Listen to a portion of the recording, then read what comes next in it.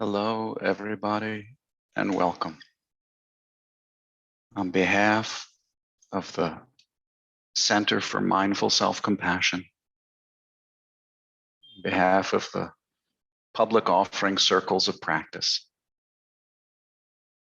my name is Ben Weinstein.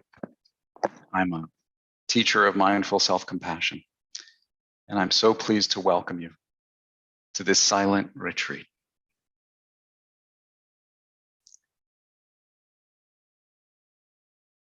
I'd like to invite you, as we begin, to just take a few moments to arrive.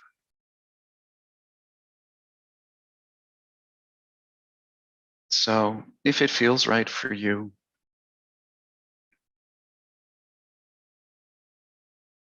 perhaps allowing your hands to be empty.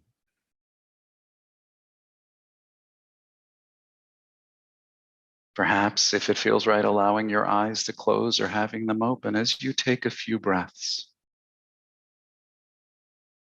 Gently gathering up the filaments of your awareness to form a warm, kind light, and drawing that light back to here and now. Perhaps allowing that light to illuminate this human being. Visualizing yourself in your mind's eye, sitting here wherever you are, and greeting yourself like a dear old friend.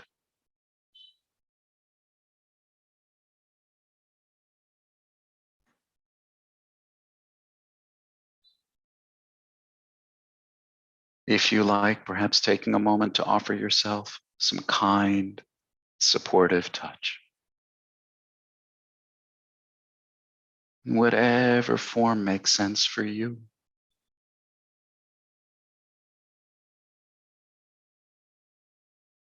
Inviting your hands to make contact with your body.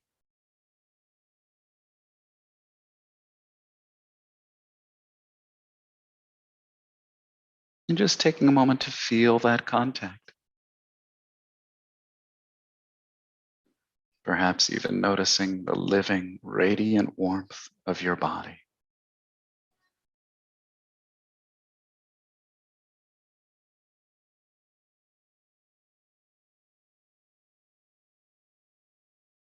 This is it. Right here, right now.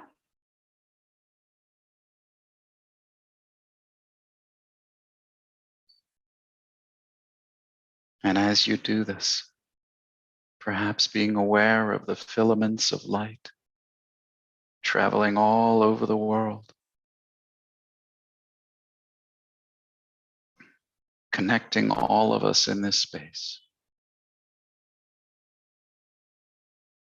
From the Yukon in Alaska to Yokohama in Japan, from Cleveland to Cambodia.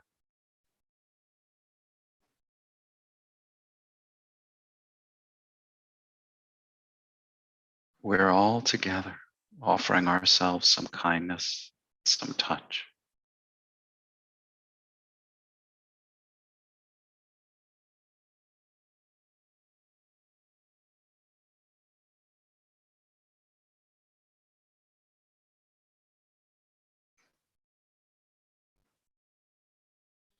And then perhaps allowing your lips to curve gently upwards to offer yourself a small smile of appreciation.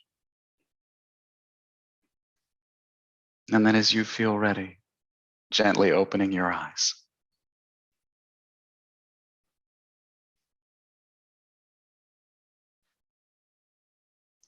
Thank you so much, everyone, for being here for the first part of our Renewal Silent Retreat.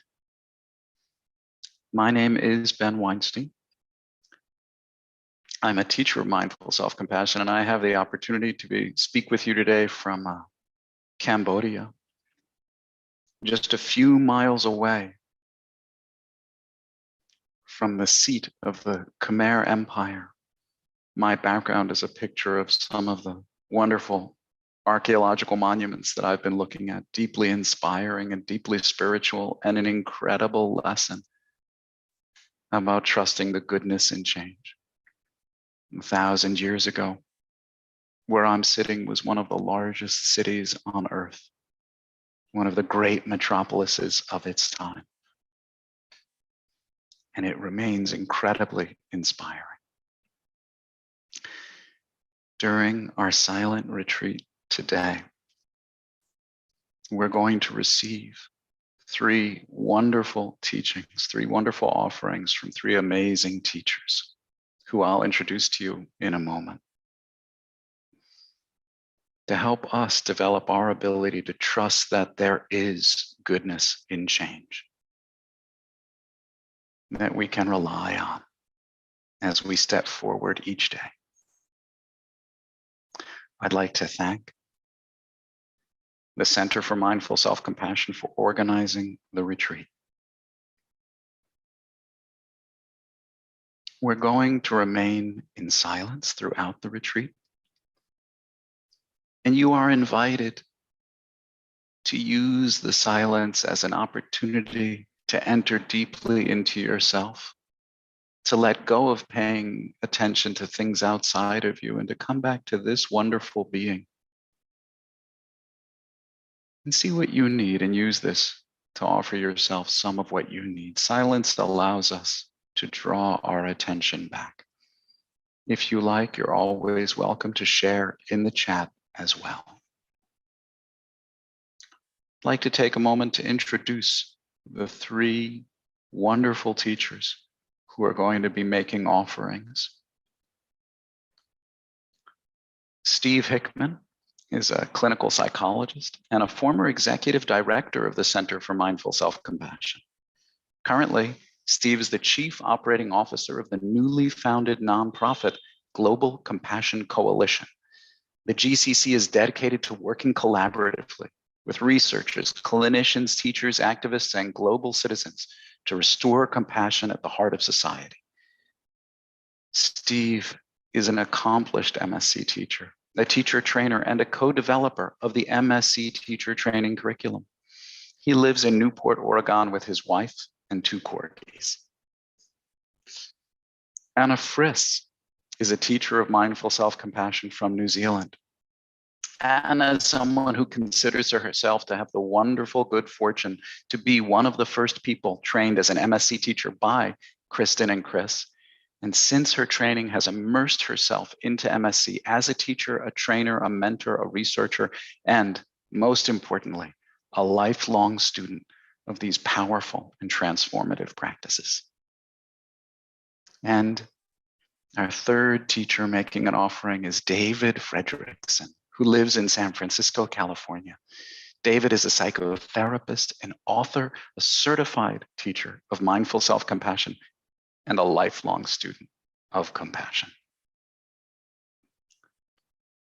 So each of our teachers will welcome us, will arrive with us, will perhaps teach a bit, and then offer us a practice to guide us.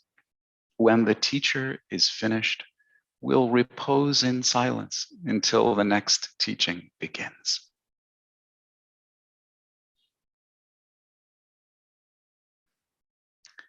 And now I'm also going to share the screen with Steve Hickman. It's such a pleasure to welcome Steve. And of course, along with fortunate hundreds, if not thousands of others, I am proud and honored to name Steve as the person who trained me to be an MSc teacher some years ago in Auckland, New Zealand. Hello, Steve, and welcome. Thank you, Ben. And so nice to be introduced by a former student. It's so nice to see so many faces and names of other students that I've had the pleasure to encounter. And so good to be with all of you, and Ben and Layla, thank you so much for all your work with the Circles of Practice. I wanted to talk today kind of riffing on a conversation I had with the CEO of our Global Compassion Coalition, someone many of you are familiar with, Dr. Rick Hansen. He kind of posed a question about how some things are fleeting in life and some things endure, and how those two things relate. And I'm acutely aware, as many of us are, of the fleeting things in our lives. So I was thinking, as I looked at Ben's background and the construction behind him, some of which I've had the opportunity to see, and to say, well, even this solid rock construction is fleeting in some ways. It looks very solid. It's been around a very long time, but that huge metropolis is no longer, and something else is taking its place. And being referred to as the former executive director of the Center for Mindful Self-Compassion was another reminder of impermanence in the fleeting nature of things. I thought once that was going to be my last job, but apparently that's not the case. So I'm in a reflective mood, so hopefully you'll come along with me in this reflection, which is a little bit talk and a little bit reflection and practice. And the quote that my good friend and colleague Rick Hansen shared with me was that most things fall apart eventually, while some things endure. And so much of life is about finding ways to practice with what falls apart and to rest increasingly in what endures. So maybe engaging in that interplay between those two things, the things that fall apart and the things that endure. My real life example was that I planned, my wife and I and the two corgis, a trip to San Diego, to the sunshine, out of the rain here on the coast of Oregon, back to the sunshine of San Diego for the month of January. And what we knew for sure was we had this amazing condominium to use for free right on Mission Bay in San Diego for a month. We've known that for a year. And yesterday we found out, oh, no, not available. Never mind. So in a moment, the thing that we thought we were sure of just dissolved. I have to say, I've now found another place, and in my mind, it's now permanent and settled, but we'll see. So really, I think that the challenge is waking up to seeing what in our experience is subject to falling apart and what really endures. And mainly we get caught up in a mixture between those two things, or a confusion between those two things. What we think is permanent and enduring turns out not to be, and sometimes it's a little unclear what seems like falls apart or is ethereal but is actually enduring. I kind of like to think that it's like the serenity prayer from Alcoholics Anonymous, where you pray for the serenity to accept the things you cannot change, and the courage to change the things you can, and the wisdom to know the difference. So we're kind of best served by having the wisdom to know the difference between the things that are impermanent, thoughts, emotions, sensations, memories, material things, even other beings, and what actually endures. So what really does endure when all the rest falls apart? You might be wondering. When I ask that question, what comes to mind is a poem that probably most of you are somewhat familiar with, have encountered if you've taken mindful self-compassion, perhaps, called Kindness by Naomi Shihab Nye. Never gets old for me. I love this poem, and certain lines in it really speak to me in this question about what really endures. Before you know what kindness really is, you must lose things. Feel the future dissolve in a moment like salt in a weakened broth. Feel the future dissolve in a moment like salt in a weakened broth. What you held in your hand, what you counted and carefully saved, all this must go so you know how desolate the landscape can be between the regions of kindness. How you ride and ride, thinking the bus will never stop, the passengers eating maize and chicken will stare out the window forever. Before you learn the tender gravity of kindness, you must travel where the Indian in a white poncho lies dead by the side of the road. You must see how this could be you, too. How he, too, was someone who journeyed through the night with plans, and the simple breath that kept him alive. Before you know kindness is the deepest thing inside, you must know sorrow is the other deepest thing. You must wake up with sorrow. You must speak it to it till your voice catches the thread of all sorrows and you see the size of the cloth. Then it is only kindness that makes sense anymore. Only kindness that ties your shoes and sends you out into the day to gaze at bread. Only kindness that raises its head from the crowd of the world to say, "It is I you have been looking for." And then goes with you everywhere, like a shadow or a friend. Only kindness that makes sense anymore. Maybe this is something that endures. So when things dissolve in a moment like salt in a weakened broth, what's left? You could turn to the Bible. 1 Corinthians says, and now these three remain: faith, hope, and love. But the greatest of these is love. In that context, Paul lists faith, hope, and love as the three primary gifts or enduring qualities. So we're not going to delve into a deep discussion of the differences and nuances of faith, hope, and love, but faith is believing in things not seen. There's more to faith than that, but there's no less. And faith and hope are very similar, and people define hope as an expectation for something good. So believing in something not seen and an expectation for something good endures. Things come and go, things rise up and fall away, and those remain. And love, true love is an action. Love, therefore, is always something expressed in the present. You can't point your love in the past and then escape the duty of love in the present. You can't promise to love someone later and not love them now. It happens here.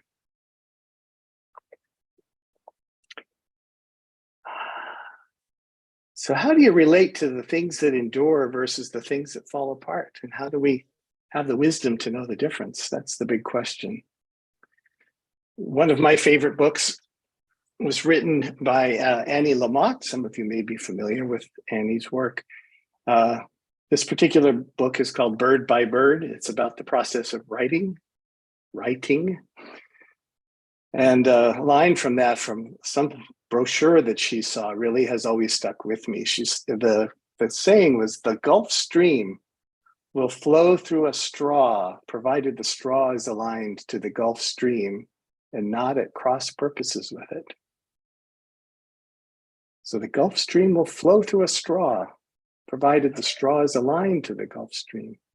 So this is our opportunity, is to align with the things that arrive and pass through our lives, and to see, can we actually allow these things to flow through us and not buffet us around and cause us a lot of suffering and difficulty. So the Gulf Stream is the nature of much of life.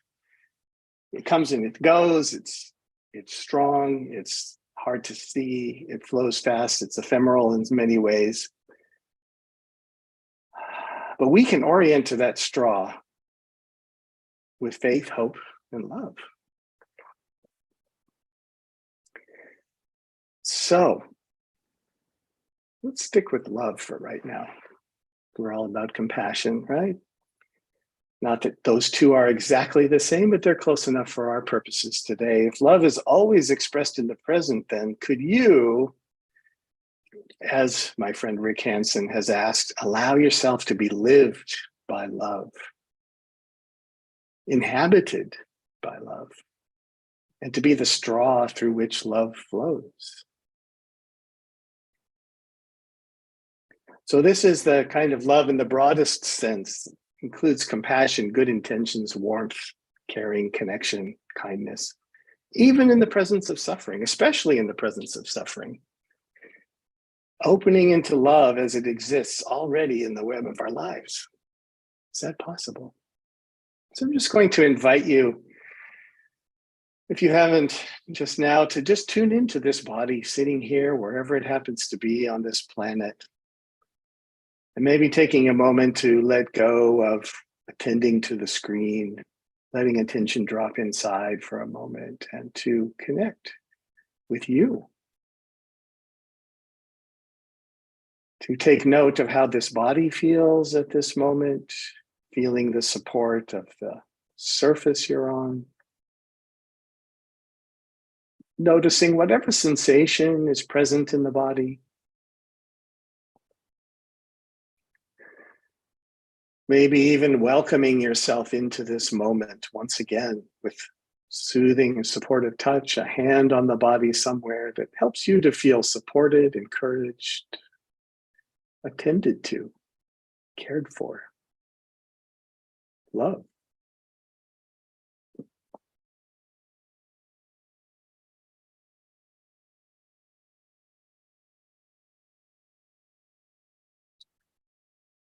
And perhaps you might call to mind someone in your life who just naturally makes you smile.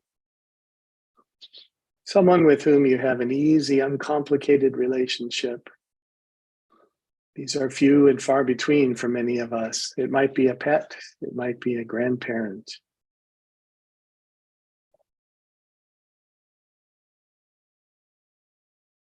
Perhaps just allowing yourself to rest in the vision of their presence, the feeling of their presence.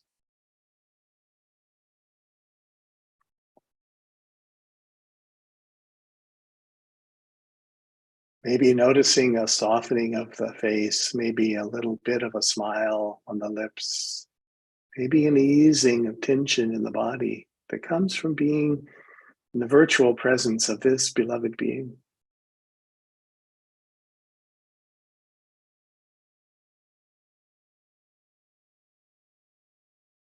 Right now, it's like this.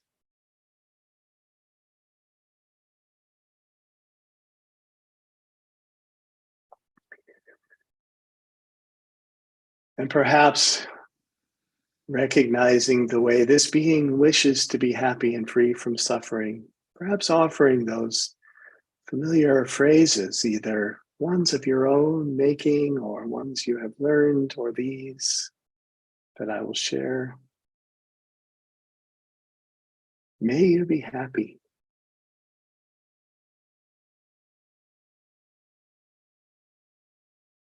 May you be peaceful.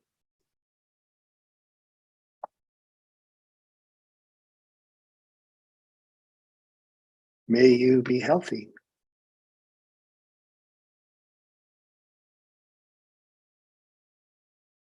May you live with ease.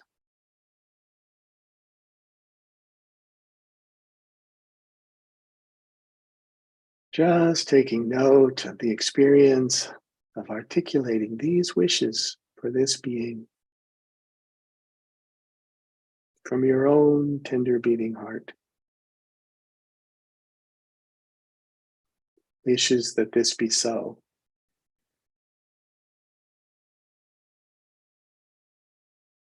Unconditionally.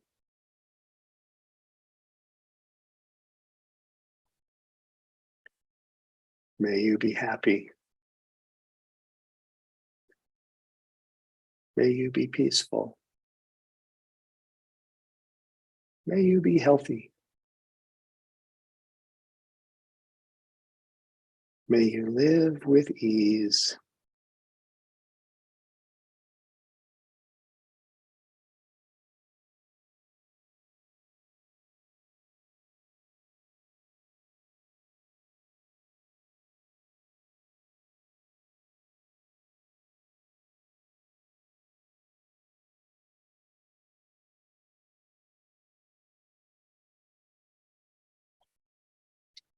And perhaps, if you're willing, inviting yourself into the space of awareness alongside or near this beloved being, holding the two of you in awareness, forming a mental picture or a felt sense of you and the beloved being.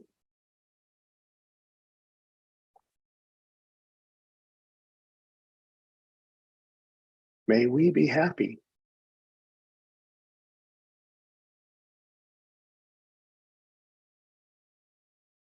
May we be peaceful.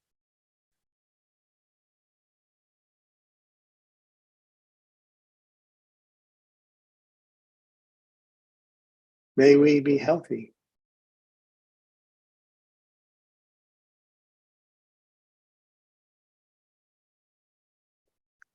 May we live with ease.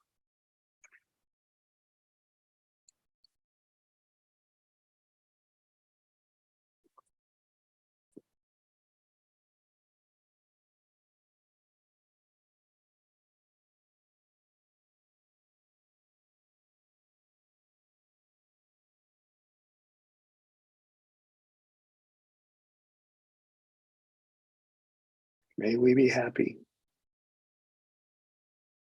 May we be peaceful. May we be healthy. May we live with ease.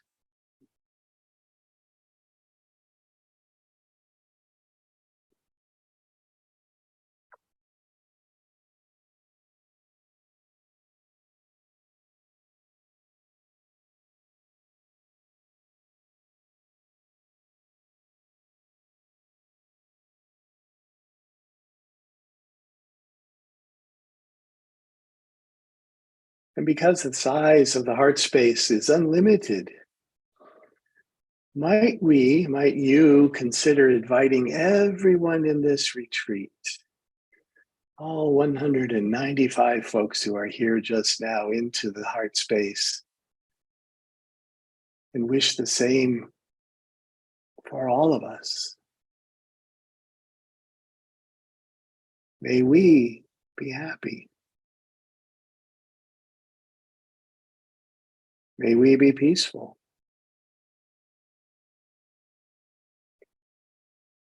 May we be healthy. May we live with ease.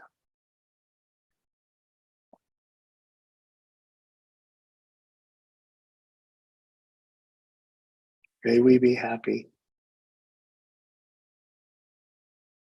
May we be peaceful. May we be healthy.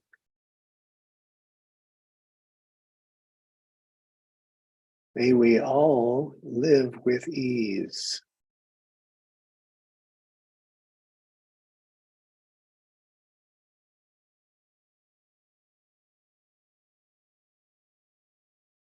Can you offer love, loving kindness to yourself and to everyone gathered here today in the heart space, in this virtual space? If you're so inclined, perhaps extending to include all beings everywhere. May we all be happy. May we all be peaceful.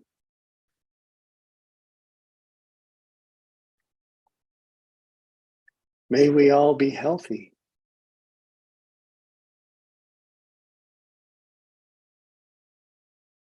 May we all live with ease.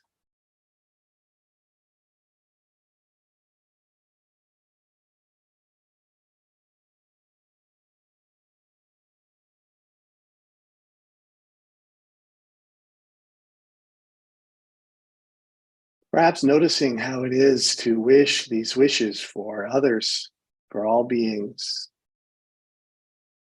but also, can you be open to receiving that same warmth and love that has been directed at you just now as a part of that group, as a part of this retreat, as a part of the family of all beings? Can you receive that warmth and feel the presence of these others wishing well for you?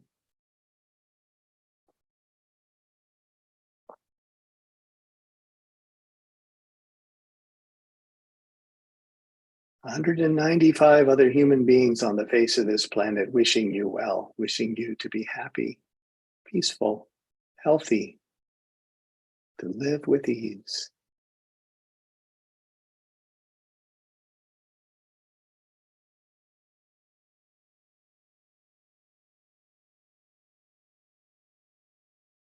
Again, referring to Rick Hansen, he said, if you look, you can see directly that right now, and in every moment you're alive, you are cradled by the world. And the mind is like a child carried to bed by her mother. This cradling is a kind of love, and when you trust it enough to soften and fall back into it, there's an untangling of the knots of fear and separation. Feeling that web of connection between us, falling back into it to allow an untangling of the knots of fear and separation. If you have any sense of that, that is you orienting your straw to the Gulf Stream of life.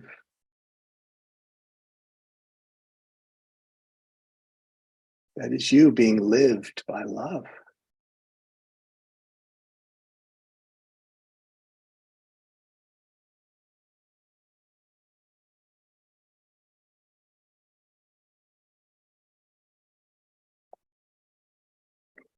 What if there was a world in which many, many people, known and unknown of all variety, were lived by love?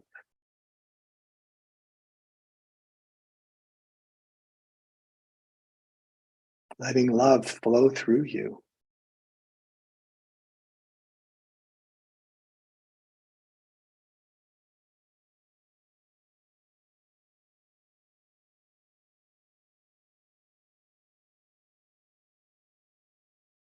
The essence of this practice is yielding to all that lives you, all that flows through you.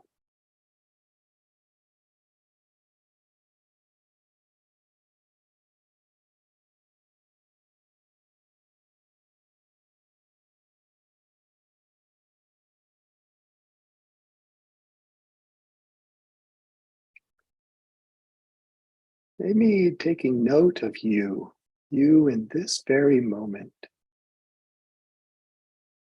Notice that you are all right now.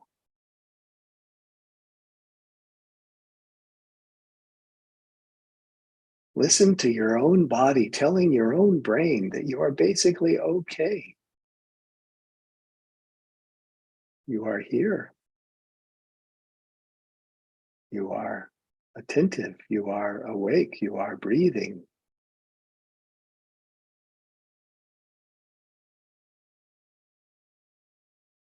Feeling the fullness that's already here, all the perceptions and thoughts and feelings percolating in this moment of awareness. The hum, the rattle, the buzz of this being human.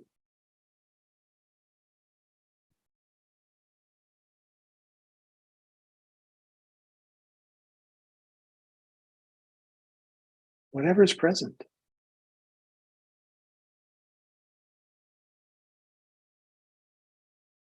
Ease, difficulty, pleasure or pain, relaxation or tension.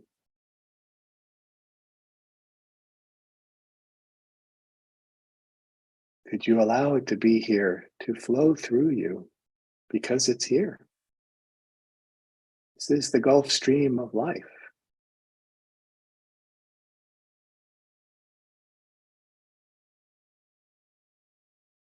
And you orient your straw.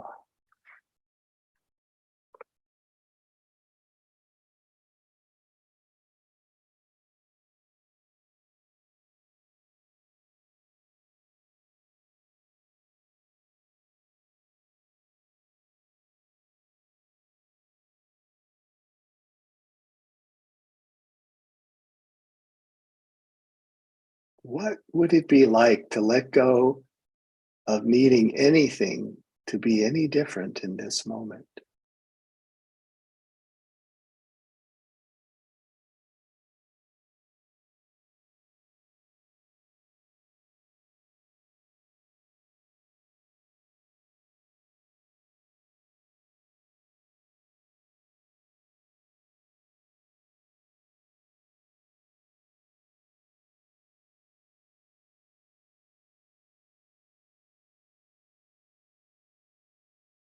Right now, it's like this.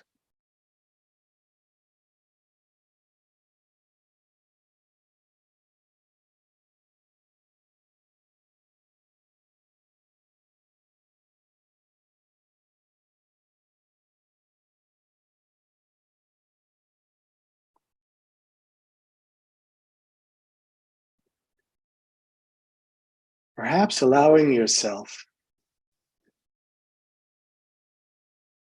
to give your body over to gravity and the support of whatever you're sitting or standing upon. Just checking in with the body. Maybe some holding or tension has happened. Could you just let go into the support of the chair, cushion, your feet, the floor? Can you let yourself be cradled by the earth?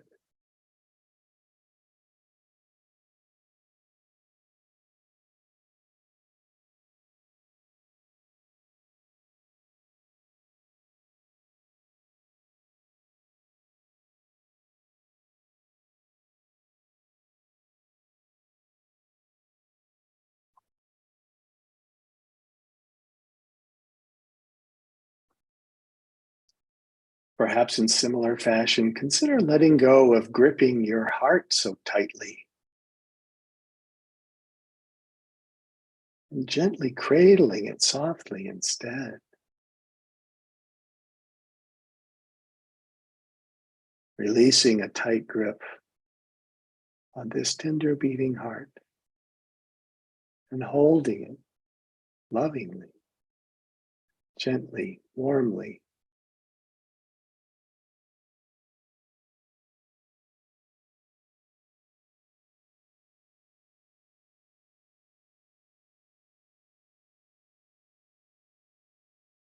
Just taking this time to simply soften and open your heart to whatever extent you feel ready to do so in this moment.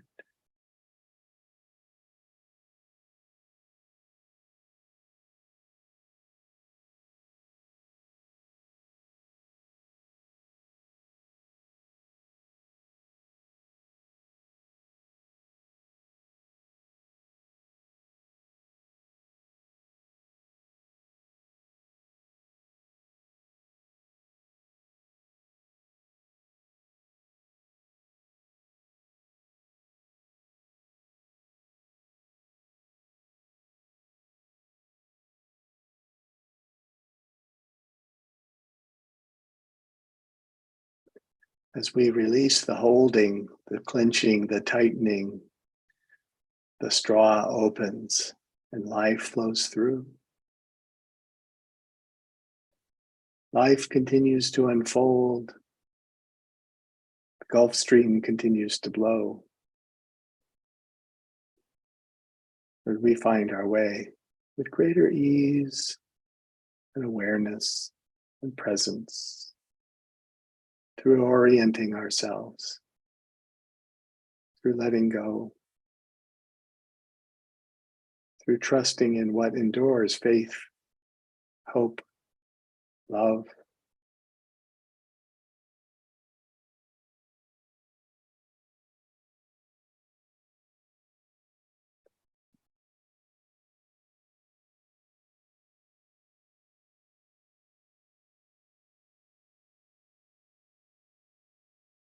We might take a moment to feel the currents of nature and life, and even perhaps opening your eyes and seeing objects, including your own hands and your own body, the things around you, the incredible abundance of the material realm, fleeting though it is, blossoming over several billion years.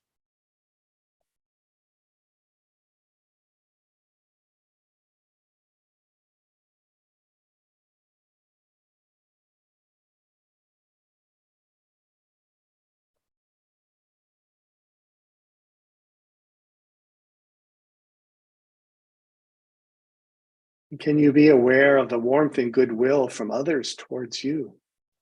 Perhaps the people in your life, your family, whoever cares about you, cares for you, and of course, everybody in this gathering who has sent warmth and goodwill towards you today.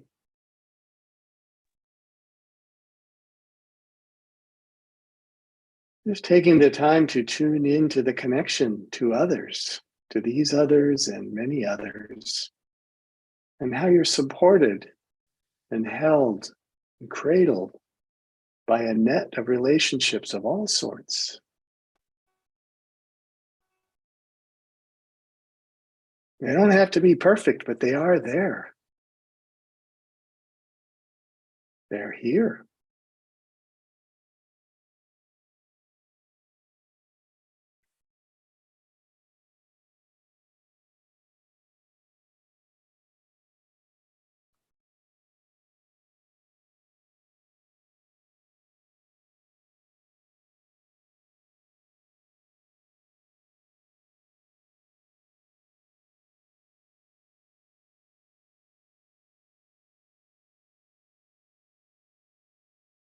If stress or worry or pressure or pain appear in the mind and in the body, see that the mind itself is fine. It's always already fine.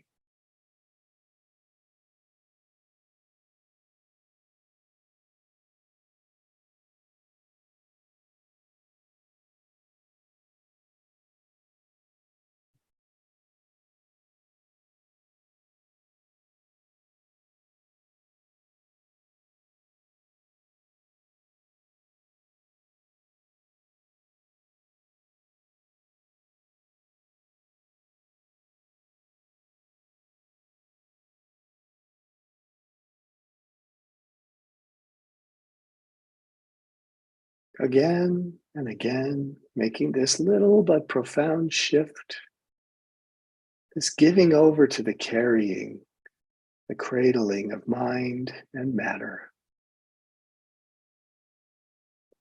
You can afford to let your own love flow freely, flow through that straw.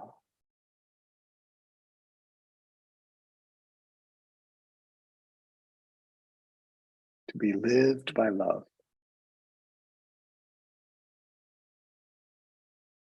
To be lived by kindness and compassion.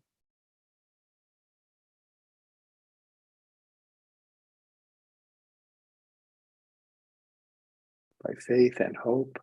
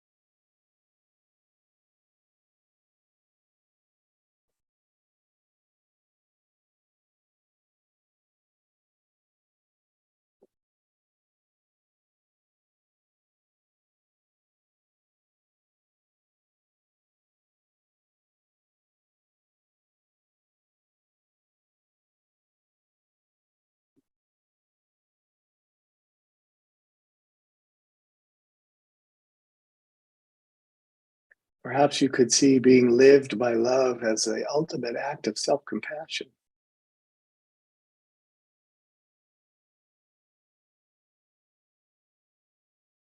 To let compassion flow through you and to you.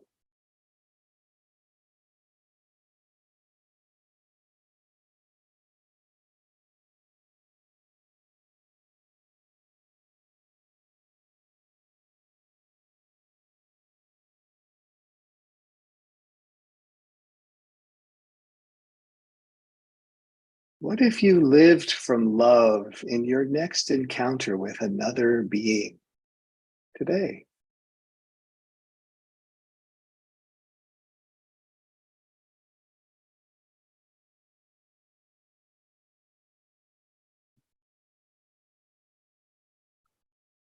How would you be with that person?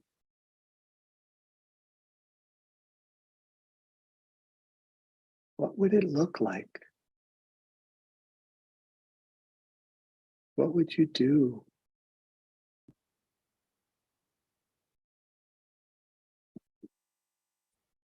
How would you speak? What would you say? What tone of voice would you use?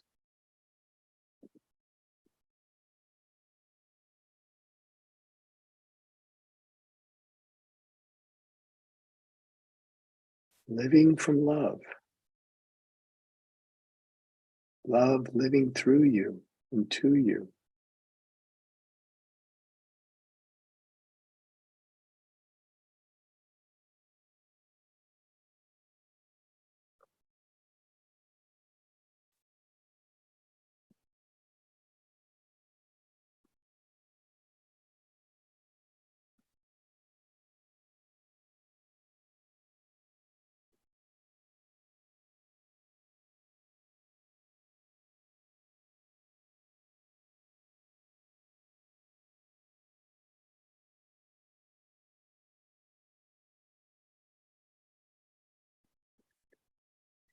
What would a day be like if you were lived by love from morning till night?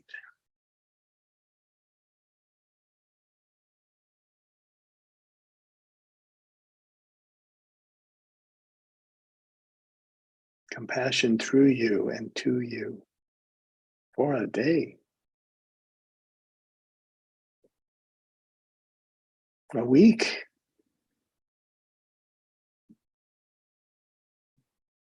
a year, 2023, a year lived in love, in compassion, in concern and justice.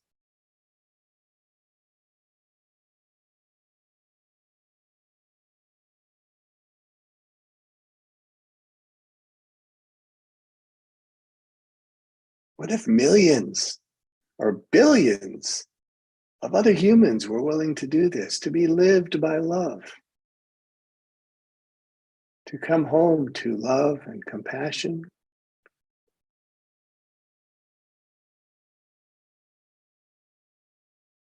Speaking of hope,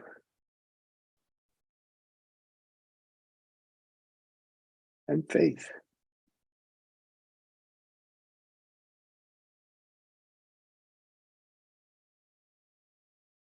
What could our world look like if we truly lived in love? If love lived through us and to us?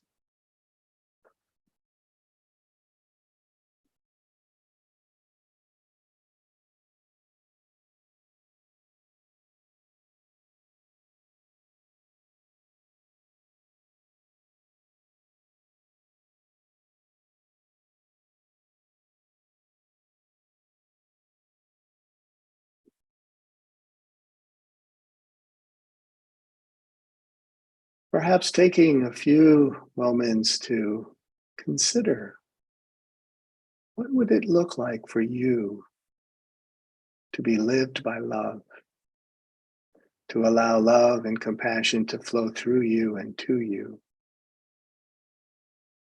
What would that look like? What would it feel like?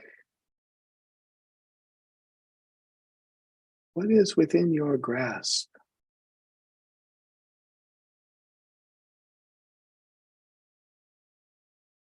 To make a little more room for love and kindness and compassion.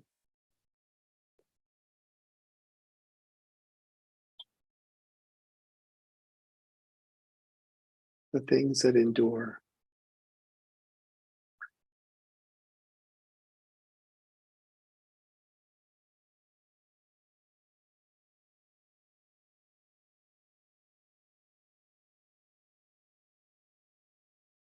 Perhaps learning to let go of some of what's fleeting, to attend to what endures. Faith, hope, love, compassion, justice.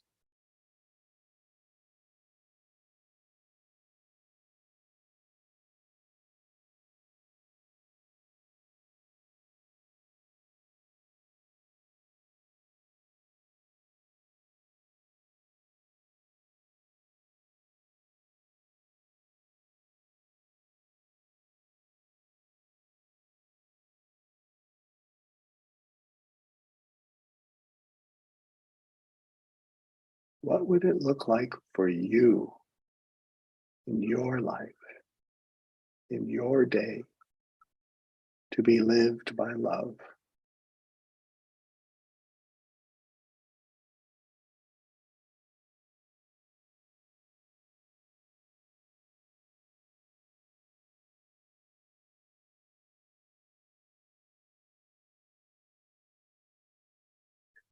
To dwell in that place where only kindness makes sense anymore.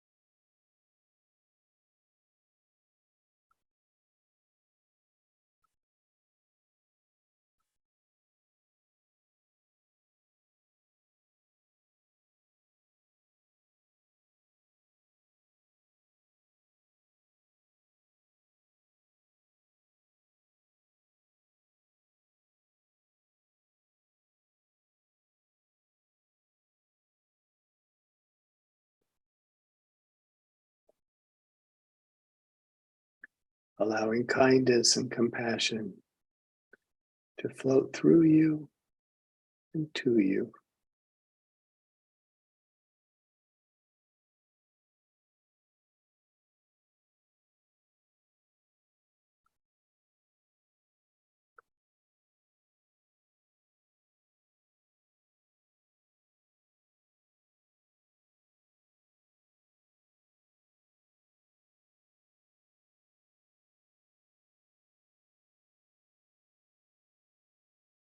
Perhaps this practice and this vision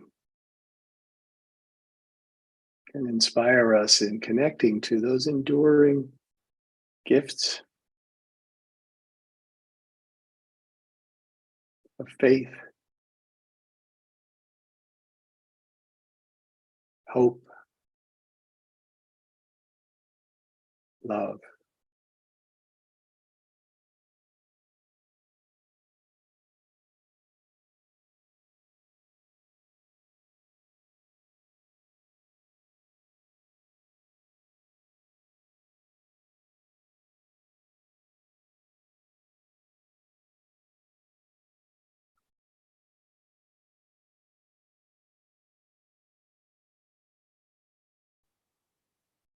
Being cradled by those faith, hope, and love. To be supported by faith, hope, and love. Encouraged by faith, hope, and love.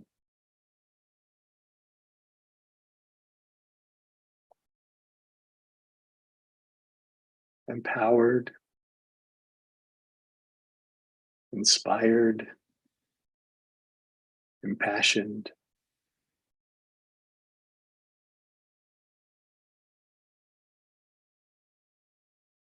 by faith, hope, and love.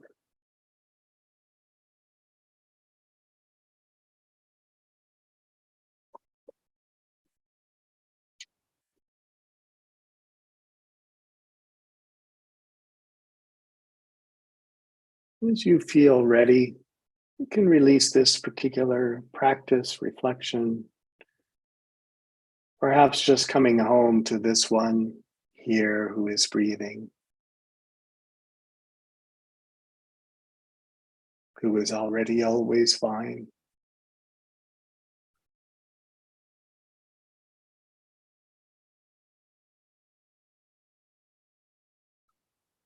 To allow yourself to be exactly as you are and to feel exactly as you feel. To cradle whatever is present with faith, hope, and love.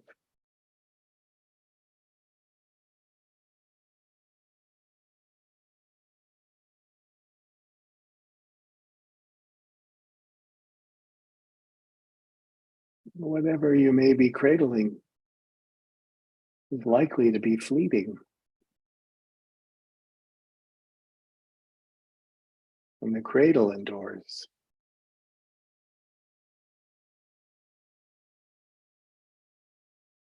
As they say, this too shall pass.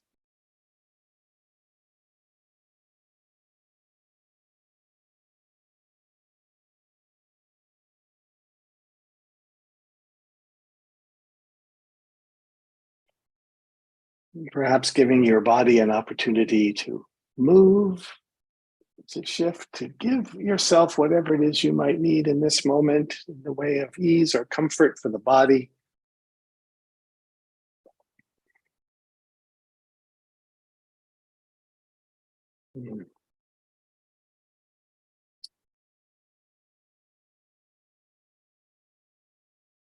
Thank you for your kind attention, for your practice.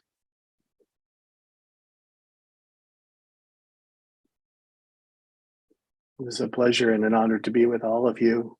I wish you a very happy new year, and a wonderful 2023 and beyond. Thanks for having me, Ben and Layla.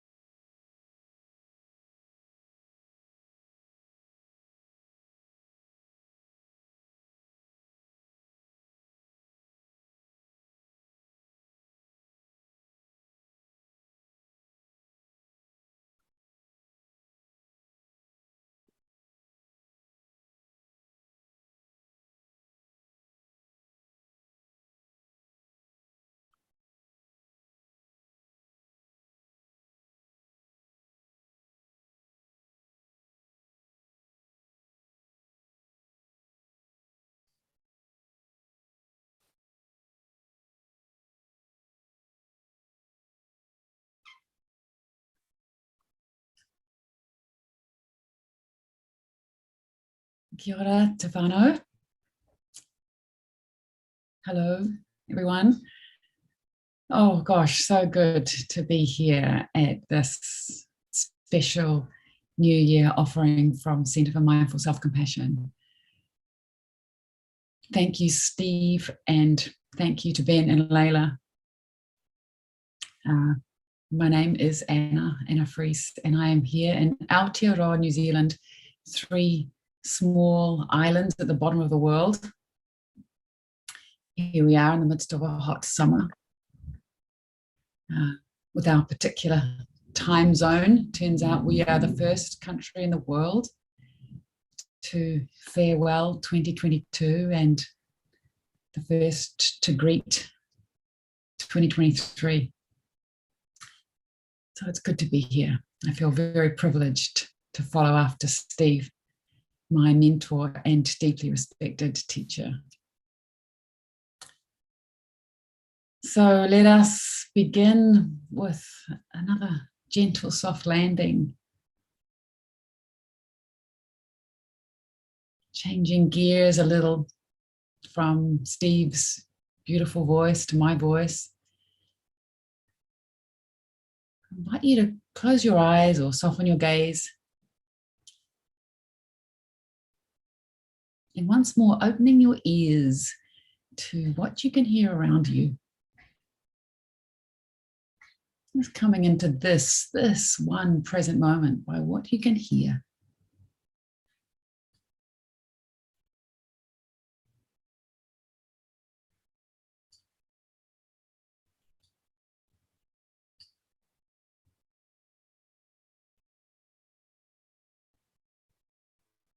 And then dropping down a layer into your body and beginning to feel your breath. Just notice how you're breathing in this mid part of this silent retreat.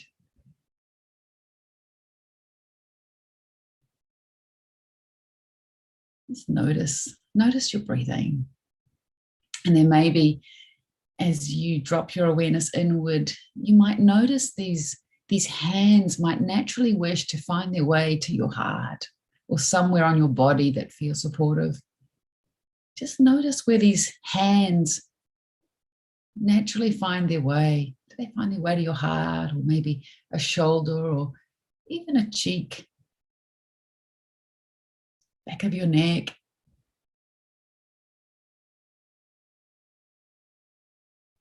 It's connecting with these caring hands, these hands that know how to reach out and care for others. It's connecting with these hands on your body. Noticing what it feels like to put these caring hands somewhere on your body. Feel the warmth. Welcoming yourself here with your own touch.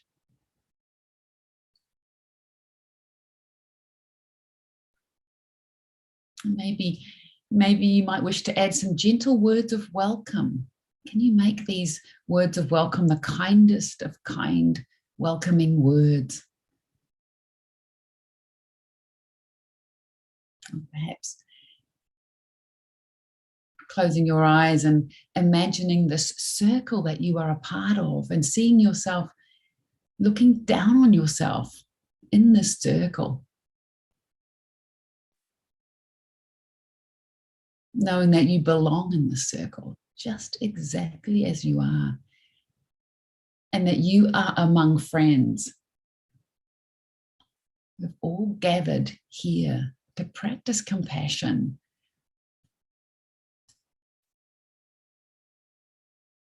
You are among friends.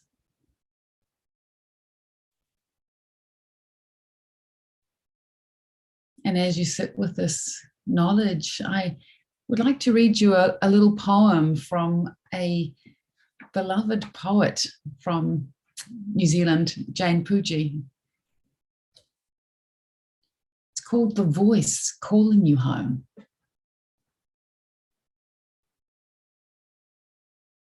Take off your muddied work coat, toiling so hard to make yourself something else. Stop shouting for the knocking to finish.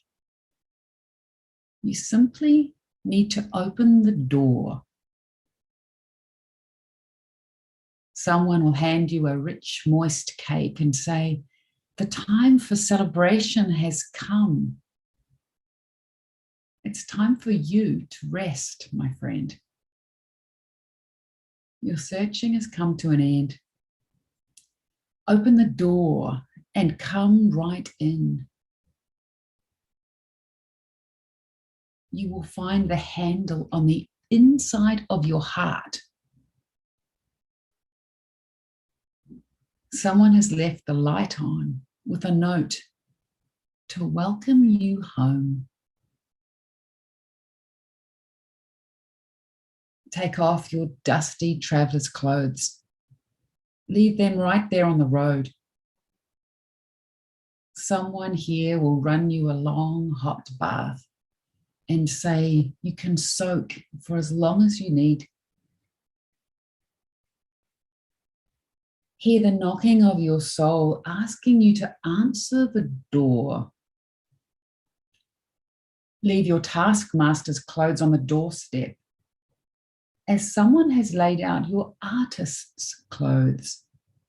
They are clean and bright, smelling expectant and new, waiting patiently just for you. Someone has turned back and warmed your bed. Fragrant pillows to welcome you in. And a familiar voice hums to you soft and low and sings, do you know how fine you are? Do you not know how fine? It's time to come home and rest, my friend. It's time to come in from the cold.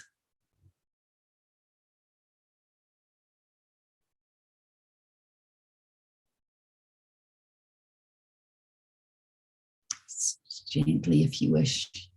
You might wish to open your eyes and gently welcome yourself here as you gaze upon your face on the screen and all the other faces around the screen. For me, it's just wonderful to see so many familiar faces from our circles and also many new ones. I wish to welcome each of you exactly as you are, however you find yourself in the circle. Many of us, perhaps most of us, maybe that includes a mixture of joys and sorrows, pleasures and pain, but all part of being human. This time of year also seems to serve up its own special menu of mixed emotions. I don't know about you, but certainly for me. To those of you who are right now suffering in some way or feeling mentally or physically drained or grieving or feeling alone or isolated, or maybe even concerned about what might be coming next for next year. May you know you are so welcome here. And for those of you who are filled with joys and delights of the season, we savor that with you also. So good to have you here. As I say, 2022 for me was a mix of all of these. And yet there is something about the practice that we have shared in these circles over the past year that has made it somehow easier to have savored the good, shared the good, and to have felt the love and common humanity when the difficult has arisen. So to you all, each one of you, I wish to let you know how deeply grateful I am for your presence here now. So my offering today will be a version of compassion for self and other, with the theme of protecting our own sacred energy, reconnecting with our own goodness, renewing our relationship with our own goodness, reminding ourselves of our own goodness, that stable place that enables us to move forward in inevitable change. to find ourselves in that steady place, in what endures and in what falls apart. We need this practice. Protecting our sacred energy is part of living an authentically self-compassionate life, and fundamental, of course, to being able to offer compassion to others. A lot of my work this year and in past years has been working in the space of helping people protect themselves from and recover from burnout and compassion fatigue. And yet I too found myself surfing that very same edge this year as life got lifey, as it does. You know, when a few curved balls get thrown at you all at the same time. So this practice of pausing and noticing what my body was telling me about my sacred energy has been profoundly important in recovering, in sustaining, in renewing, and in flourishing. And this is my wish for each one of you, each one of us, myself included. Curiously, most of us know when we are hungry or when we need to visit the bathroom. But how many of us got taught as children how to recognize when our bodies were telling us we were overwhelmed or deeply tired to the bone in a way that a good night's sleep couldn't fix? How many of us got taught to recognize our own anger as a caring force that alerts us to something that needs protecting or providing for? How many of us got taught this? I don't know about you, but not that many of us. So turns out many of us missed this massive education that is that resides in here, in this body. Turns out this body, this heart, is the most profoundly wise communicator. It's a powerful compass, the wisest of wise selves. It speaks in the right here, right now, when we pause, when we slow down, when we listen, and when we reflect.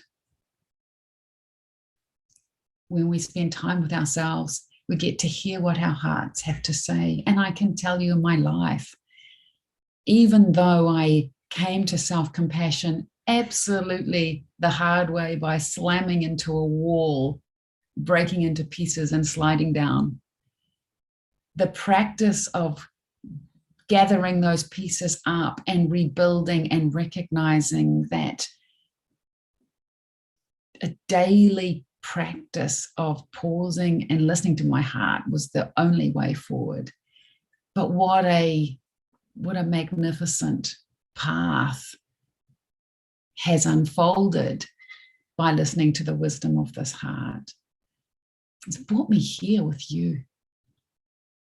It sustained my sacred energy more or less along a path dedicated to practicing compassion for myself and others. But here's the thing. Sometimes we need to tap into that protective, fierce mama bear energy that Kristen Neff talks about in order to protect our energy, to change course and to re-choose, to say no, to stand up to harm when it is wise and safe to do so, to say yes to ourselves instead of always saying yes to others. This takes courage and strength and wisdom. But for compassion to be sustainable and authentic, it must include ourselves. What a powerful, brave, and truly compassionate thing it is to be able to say, in the words of Naira Wahid, I love myself.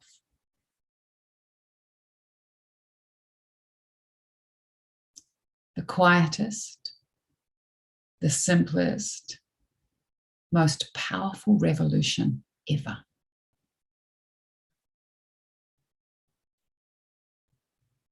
And inevitably, this ripples outwards. We're all connected and woven together like the most amazing, intricate, and beautiful tapestry. What you do for you, you do for every single being you come close to. So what a generous thing it is to be here today. So for what remains of this hour, I would like to offer the beautiful practice of compassion for self, compassion for others, a mix of poetry and silence. Not so much talking. A space for you to listen to what your own heart is whispering. So as we prepare, just check in with yourself. Does your body need to move? Do you need to stretch up or out or round, or you need to lie down? Just really checking in with what this body needs.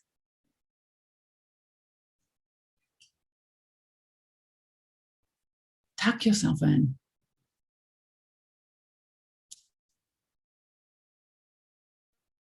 When you're ready, you might wish to gently close your eyes.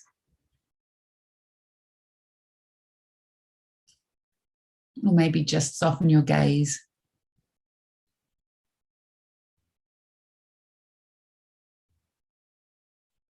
Maybe once more, finding somewhere that feels supportive for your hands to touch onto your body, maybe onto your heart. And just rest here.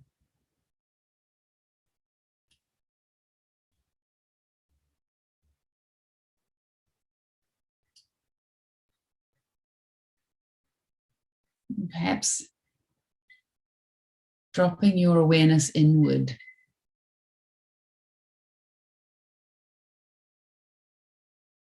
Maybe if you're lying or sitting with your eyes closed or your gaze softened, perhaps imagining that there is a window open in the room that you're in. A gentle breeze is flowing into the room.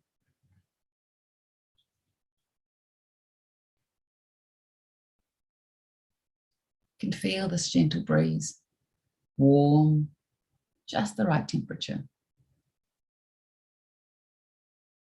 To become aware of a silken scarf floating in through the window,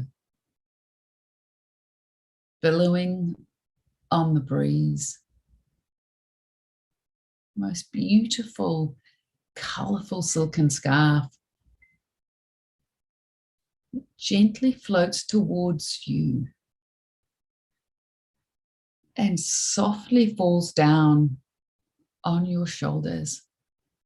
You can feel the touch of this beautiful silken scarf on your skin.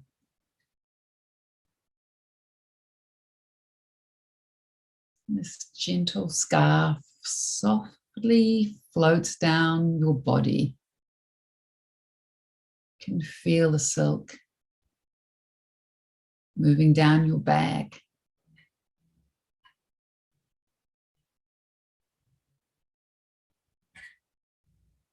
Down your backs of your legs. Behind your knees, down your calves. Around your ankles, then swirling around the front of your feet. Scarf gently draws up the front of your body, billowing around you, touching you softly, pausing where there is a little tension.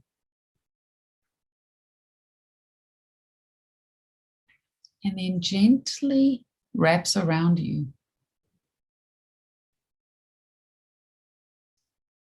Or rests on top of you if you are lying down. This beautiful silken cloak of kindness is now on you.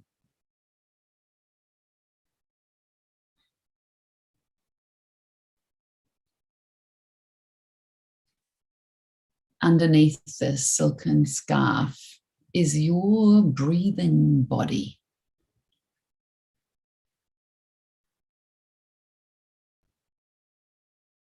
Just noticing how your breathing body is moving.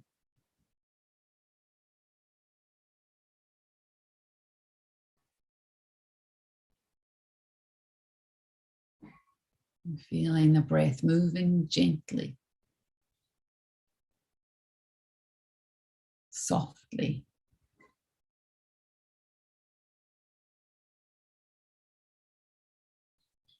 Where do you feel your breath most easily?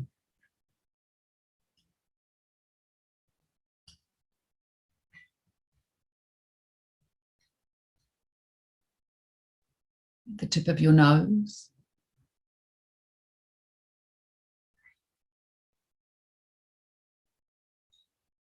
Can you feel your breath as it moves across your top lip just before it enters your nose? Can you feel the breath moving through your nose, down your throat, filling your lungs?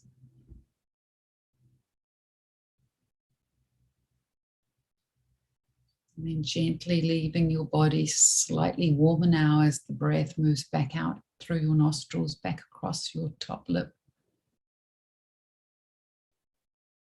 As an offering back into the world.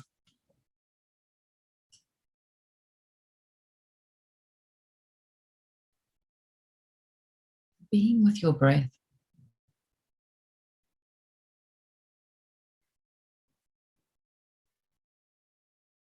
Just noticing the beginning of your next in-breath. The very moment when the in-breath begins. Feel it beginning. Can you feel the middle part of the in-breath? The top part of the in-breath.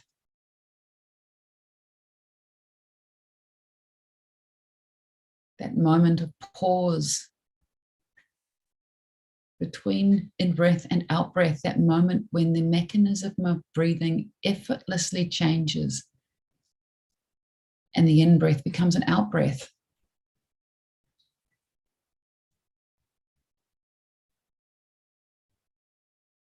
Can you feel the beginning of the out-breath? The middle of the out-breath?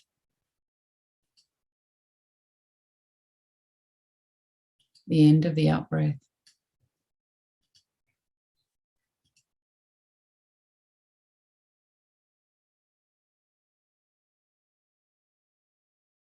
The pause?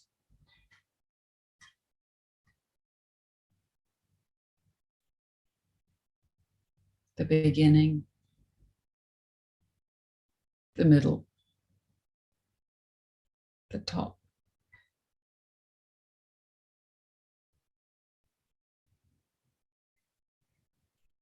The beginning? The middle? The end? The out-breath?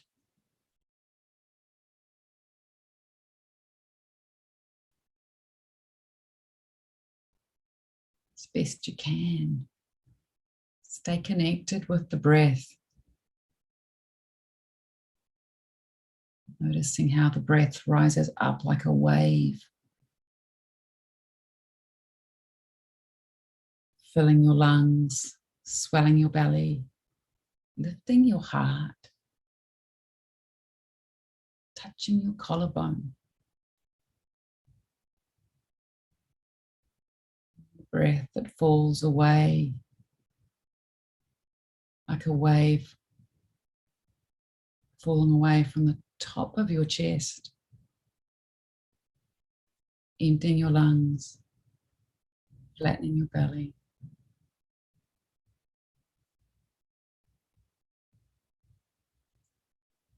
Perhaps you might wish to place one hand on your belly and one hand on your heart.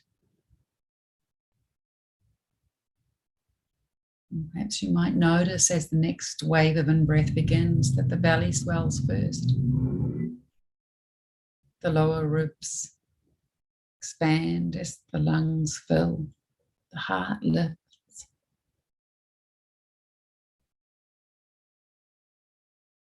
Breath falls away. The body softens.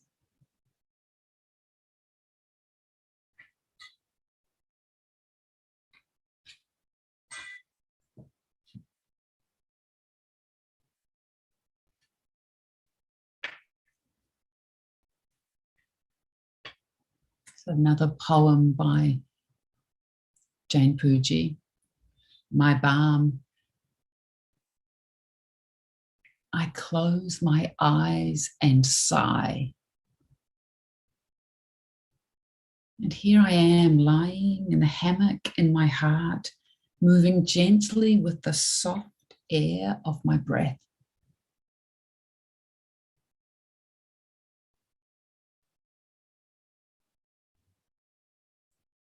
When I fall from my head past my words,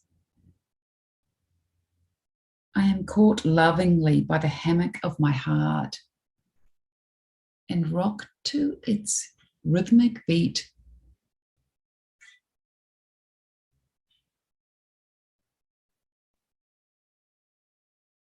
It is my peace, my rest, my quiet, cradled in the hammock of my heart.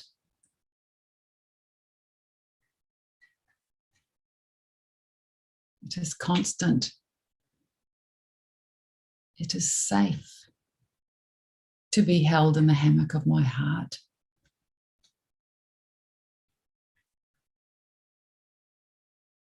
No place to go. Nothing to do. No one to please. It is my altar, my blessing, my balm, here in the hammock of my heart.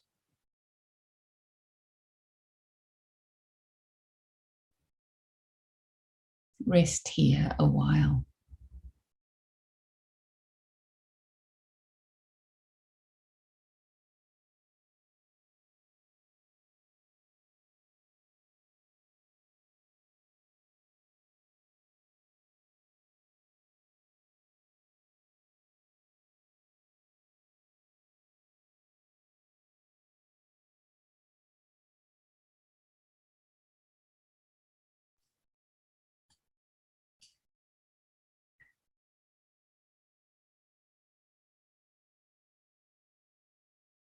Take your time with your breathing.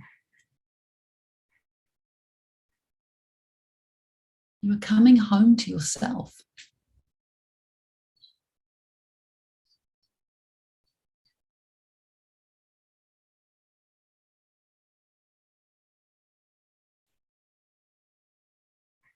Saying to your body softly, I want to be your friend.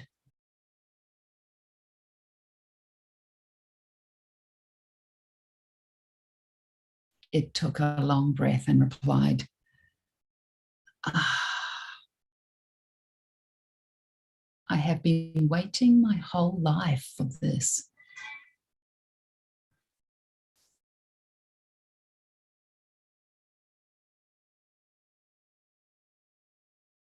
Naira Wahid.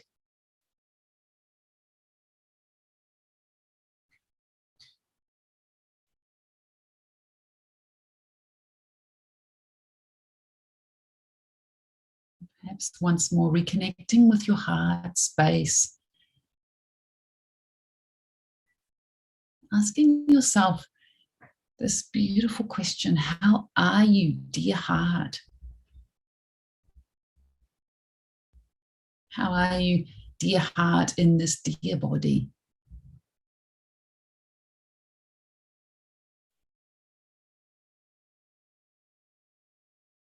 ask it in a way that is most loving and gentle and kind,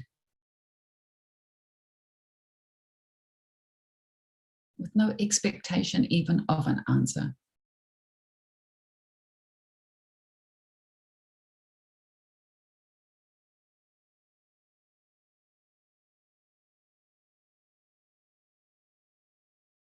Being quiet and listening deeply.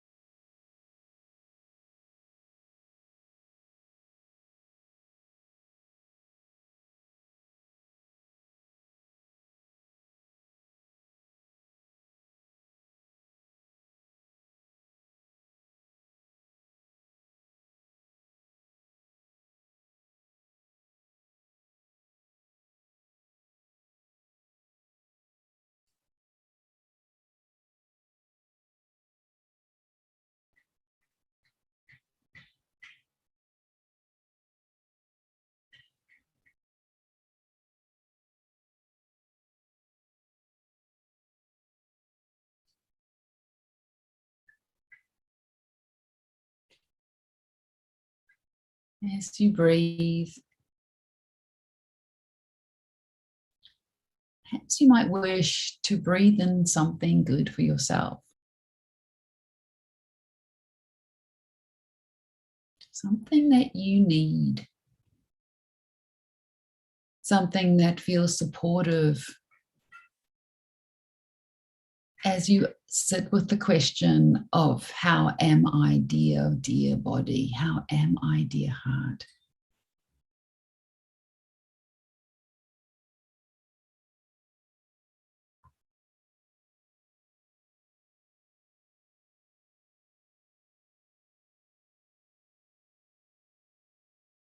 Maybe you just need to wrap the silken scarf a little more tightly around you, or reconnect with your supportive hand on your heart. Find a little steadiness.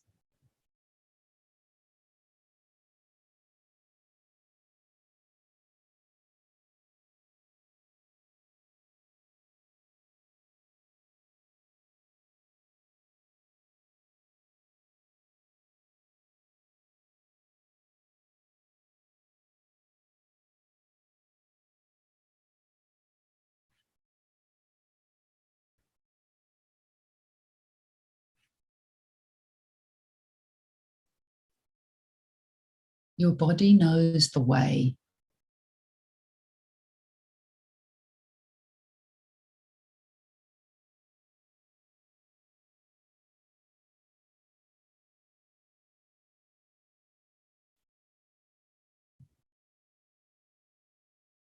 As you breathing in for yourself, perhaps you might wish to offer yourself your own words of loving kindness and compassion, or perhaps you might wish to offer yourself these words.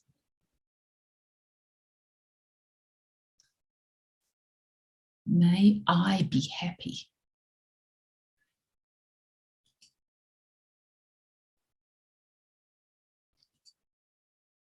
May I be peaceful.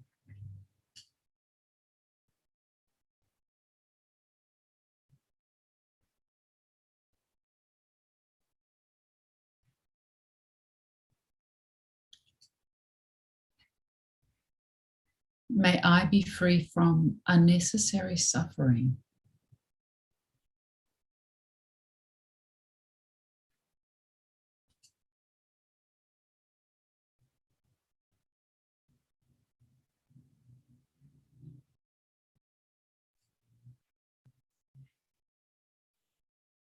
May I care about my suffering.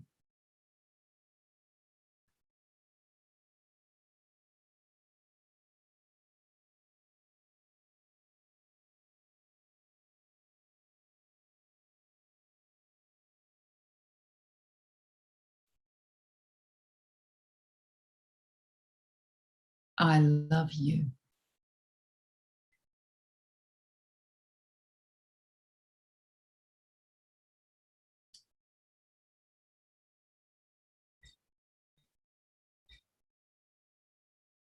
The quietest, simplest, most powerful revolution ever.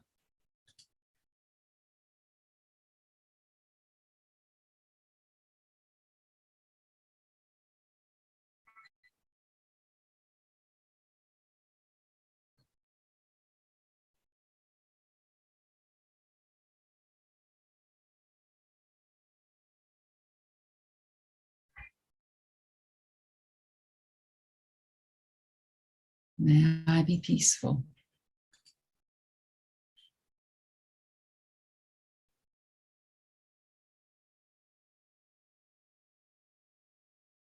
May I be happy.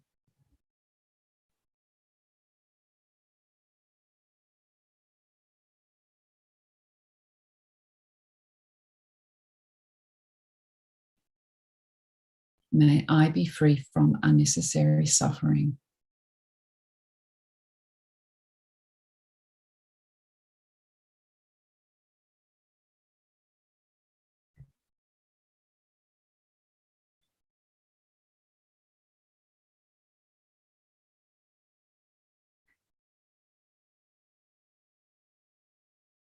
May I care about my suffering.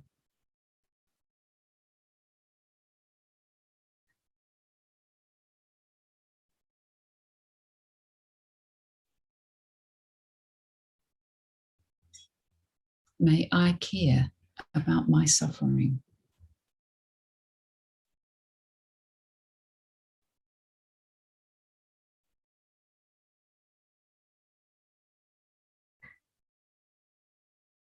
I love you.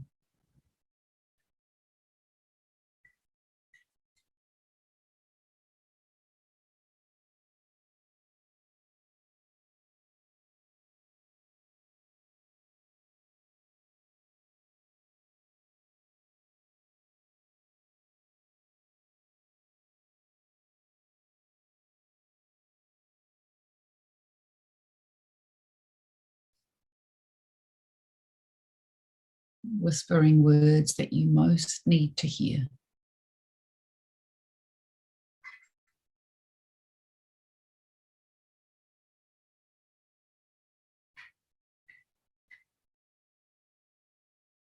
May I care about my suffering, this one too.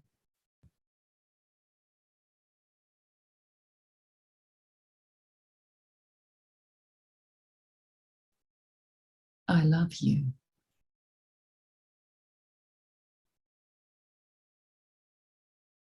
Making space for however that feels.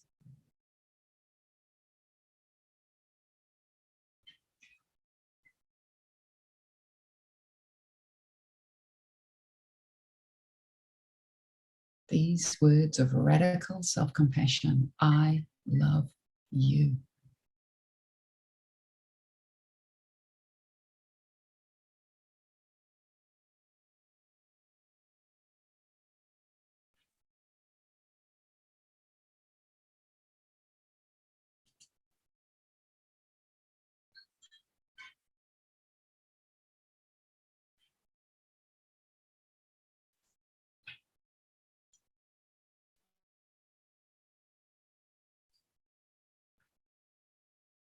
If it feels right, if you feel like you have something to offer out,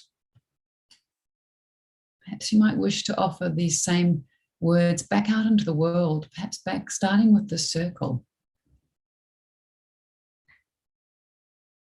May you be peaceful.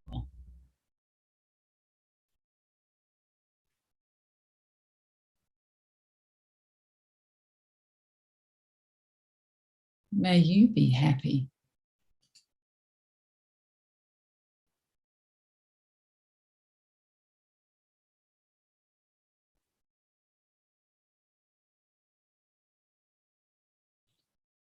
May you be free from unnecessary suffering.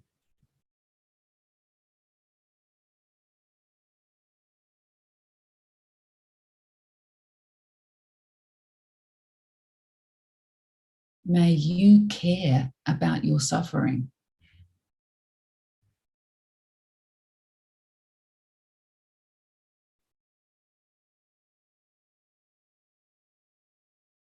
I care about your suffering.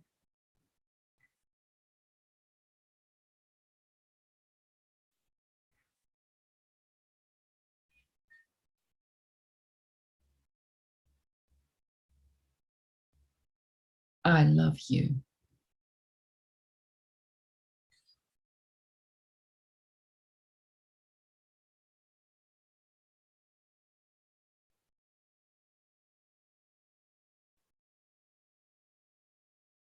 Imagine offering these words to the person to your right in the circle. These words that are flowing from person to person around the entire world right now in this circle. That includes you.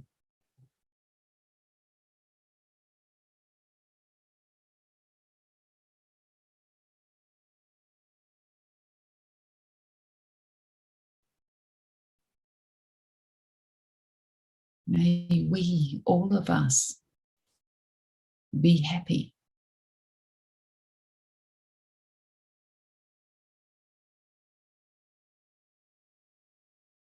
May we, all of us, be peaceful.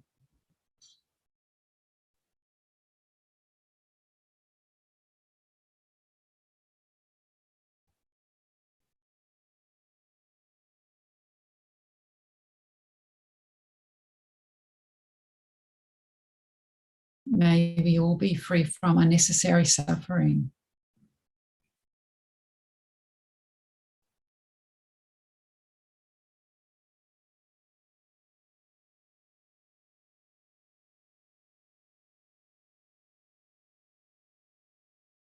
May we care about our suffering.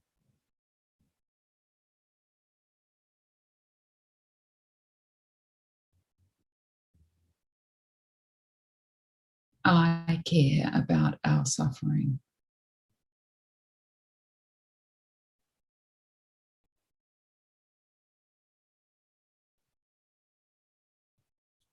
I love you.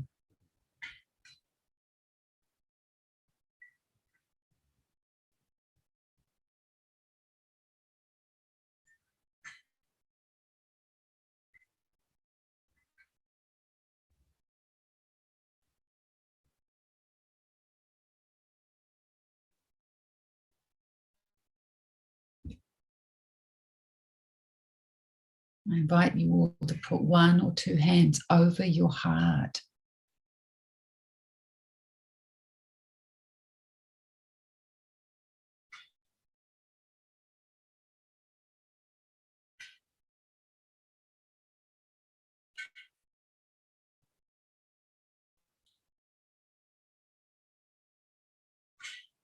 There is a word in Te Reo Māori from the indigenous people of Aotearoa that says, Aro Hanui.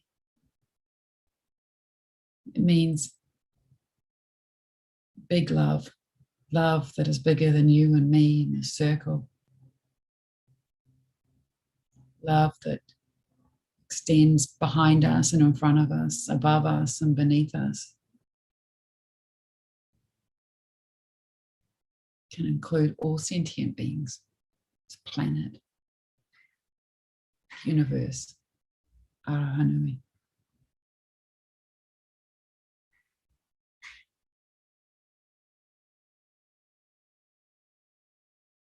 Can you feel it flowing around this circle?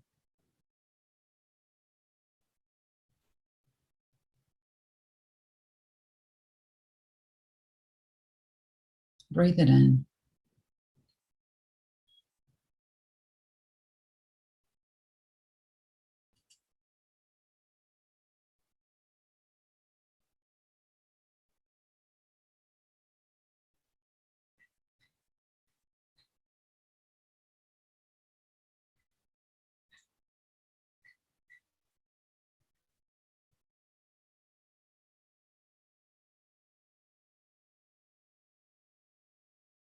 As you breathe it in, I'd like to read you a poem by Rupi Kaur. It says, how you love yourself.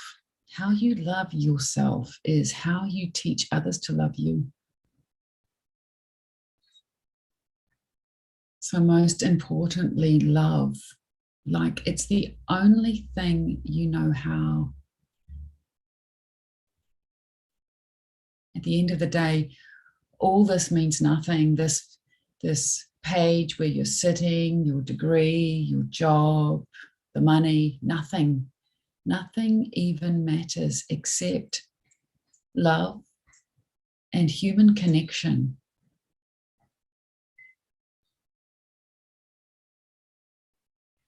Who you loved,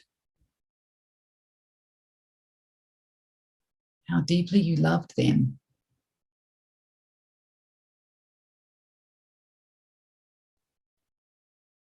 how you touched the people around you, and how much you gave them.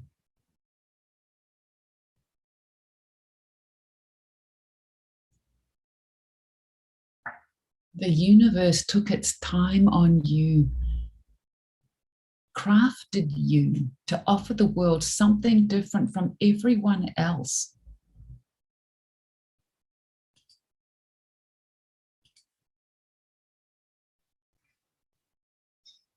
When you doubt how you were created, you doubt an energy greater than us all.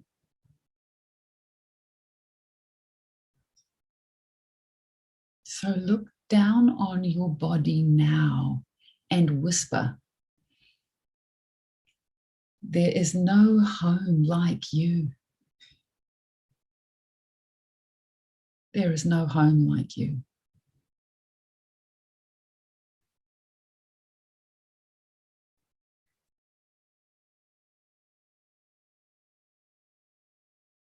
Your heart is the softest place on earth. The softest place on earth.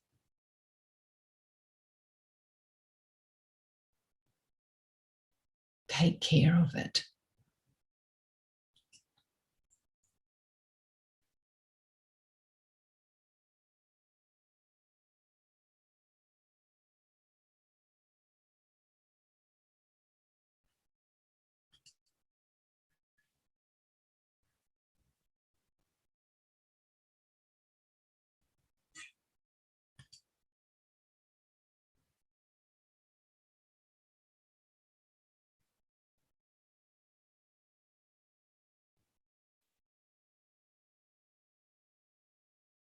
So for the next 10 minutes of this practice, I would like to hold a space of quiet for you to take care of the softest place on earth, your heart. I'm going to lead you in with a beautiful poem by Pablo Neruda called Keeping Quiet. And then I will count up to 12 and you will keep quiet and I will go.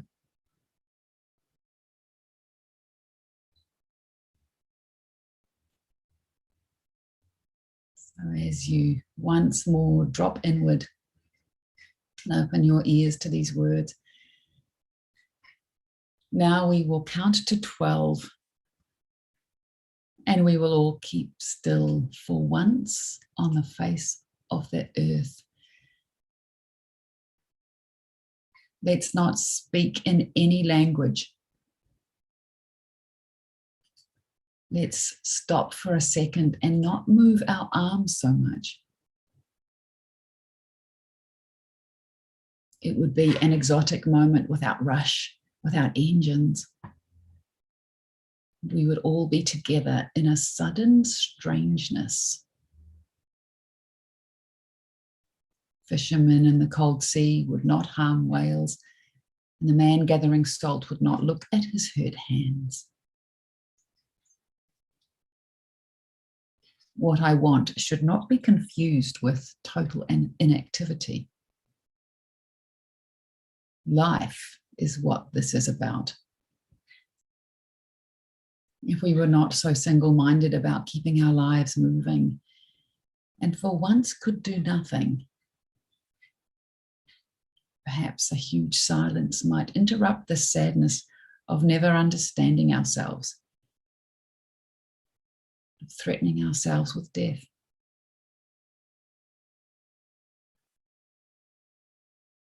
And now I will count up to 12.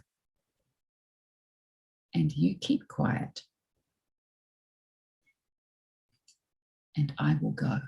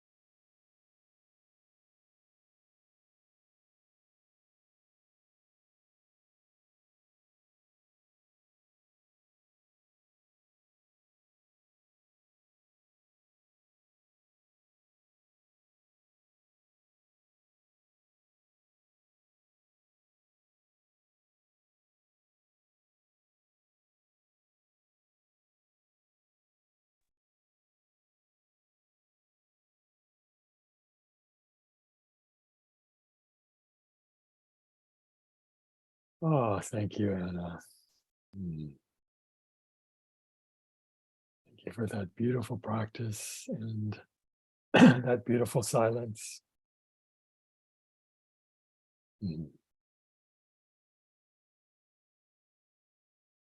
So I also would like to welcome all of you. As Ben said at the beginning of this retreat, my name is David Fredrickson, and when he was making the introduction and he said I was a certified mindful self-compassion teacher, I was thinking I should have added something. And that is that I'm a certified human, and even more than that, I'm a certified human mess. And what a gift. I'm going to go on a limb here to say that within this circle, we have a whole bunch of beautiful, compassionate messes. And isn't it an amazing thing to allow ourselves to be just like this, just like this. So thank you for being here. So we've had both Steve and Anna's really beautiful contemplations. And I thought for our soft landing for our last segment here, I would do something a little different and certainly within the scope of mindful self-compassion. And one of the things that I just love about the mindful self-compassion practice is the permission to make it uniquely yours, that you know how to do this. And so in that spirit, I'd like us to consider our soft landing and do some compassionate movement. So whether that is standing up or sitting down, I have a short tether with my microphone, so I'm going to stay sitting down. But if you wish to stand, feel free to stand. And you've been invited into this beautiful contemplation about love and kind of what's here in your heart and body. So now I ask you a question that Mary Oliver stated in one of her poems. You only have to let the soft animal of your body love what it loves. So giving your body a chance to move in a way that feels kind and compassionate. Maybe it's a stretch. Maybe it's a head roll. Maybe it's moving your shoulders. Maybe it's walking a little bit. Let this soft animal of your body love what it loves.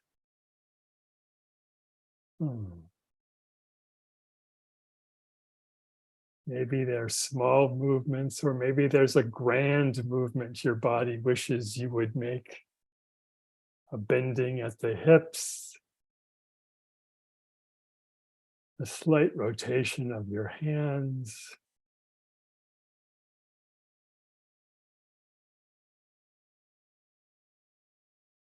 Being in a compassionate relationship with this body. Moving in a way that feels kind.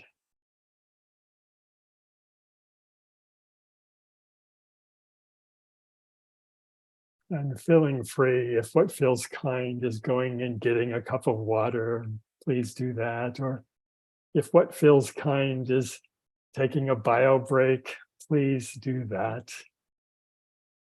Whatever is helpful for this body.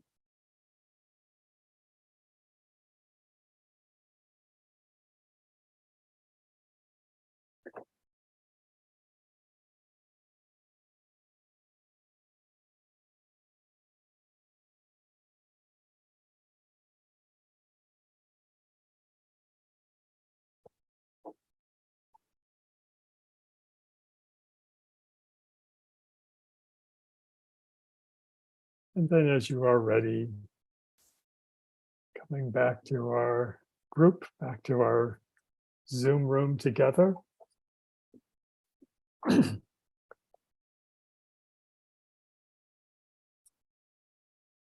what I'd like to offer today both a little bit of a story, and then we will do a practice related to this. But the thing that I would like to invite you to explore with me is the topic of coming home, welcoming our prodigal selves home. So at this time of year, I don't know about you, but I think there's a lot of focus on home.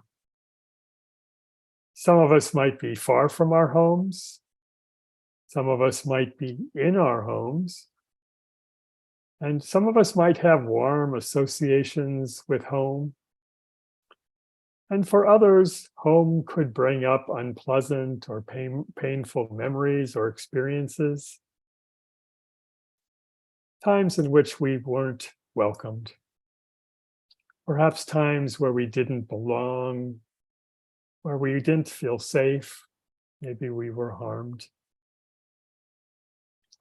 I also want to include in this exploration of home that there are those in our world who are without a physical home. Around this world, because of war, injustice, economics, climate disasters, there are those who don't have the physical comfort of home.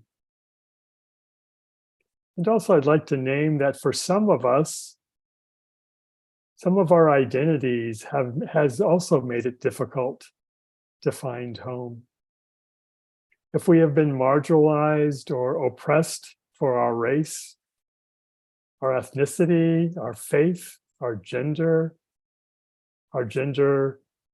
identity or sexual orientation, our ableness, or any other form of discrimination, it can be difficult to find home in our families, our communities, our culture. Indeed, there is so much work that needs to be done to create a just and peaceful world, a world where everyone is welcomed. So I say all this to acknowledge that the word home will land differently for each of us. And yet I believe that intrinsic to this human gig is the wish, the longing for home. And so today I'd like to explore with you a practice where we explore what it feels like to be home. Because I think where home is, compassion lives. And if the word home is too loaded for you, feel free to use another word like refuge, or a resting place, or a place to belong.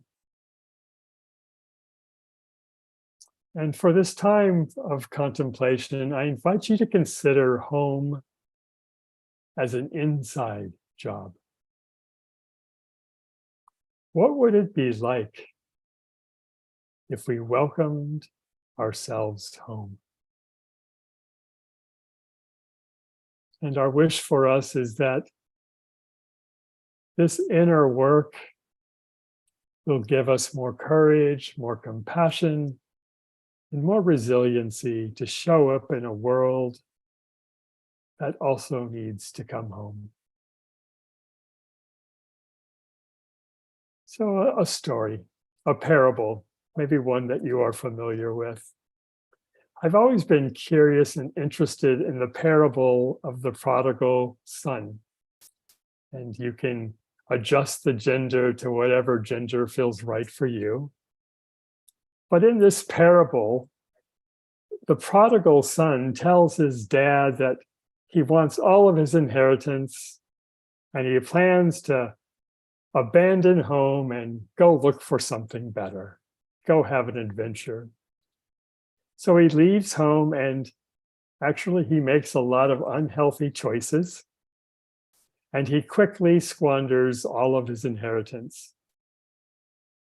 And he hits rock bottom when he gets a job tending pigs, and he notices that the pigs are eating better than he is.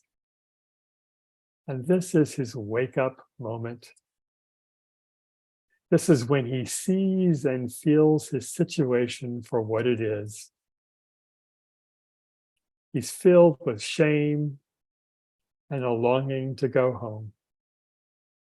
So he decides to go home and ask his dad to take pity on him and to give him a job as a servant. And meanwhile, as the story goes, the father faithfully has been on the hill looking over the horizon for his son's possible return, every day hoping that this will be the day he comes home. So when he sees his son in the horizon, he runs out to meet him and throws his arms around him. And when the son tries to explain that he asks only that his father take pity on him and let him take a place in his home as an outcast servant, the father, rather than rejecting him, plans a party to welcome him home.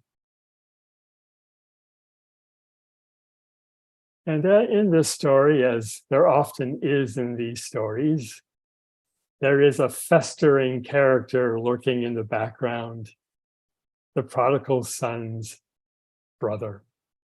And he's very unhappy that his son is getting this beautiful welcome after running away, after spending all his money. He's angry, and so he confronts his father and asks, why does his brother get a party when he's behaved in this way? And the father simply smiles and says, your brother was lost, and now he is found. I think this parable is about coming home. And life creates so many conditions where we get lost. We are especially, I think, vulnerable to getting lost during difficult moments of life, the times we face pain, uncertainty, or loss. And there's a reason for this. Our brains are hardwired to look for these difficult moments and then to respond with our most primitive defense, our threat system, with fight, flight, and freeze. So in a way, this is not our fault. This is what our brains just do. But thankfully, this isn't the only capacity that we have. This is not the end of the story, because instead of getting lost in our defenses, we also have the capacity to direct our attention to this moment, to this one right here, to pause and to notice what is true. In the parable, this mindful moment happened when the prodigal son was knee-deep in pig poop. And he realized the conditions in which he was in. And rather than turning away, he turned toward his struggle, towards his choices. And within this space, within this pause, like the prodigal son, we can then bring wisdom, connection, and compassion, because our powerful brain also includes these resources. And along the way, we will encounter the inner critic, the voices of others telling us that we don't deserve to come home. We don't deserve self-compassion.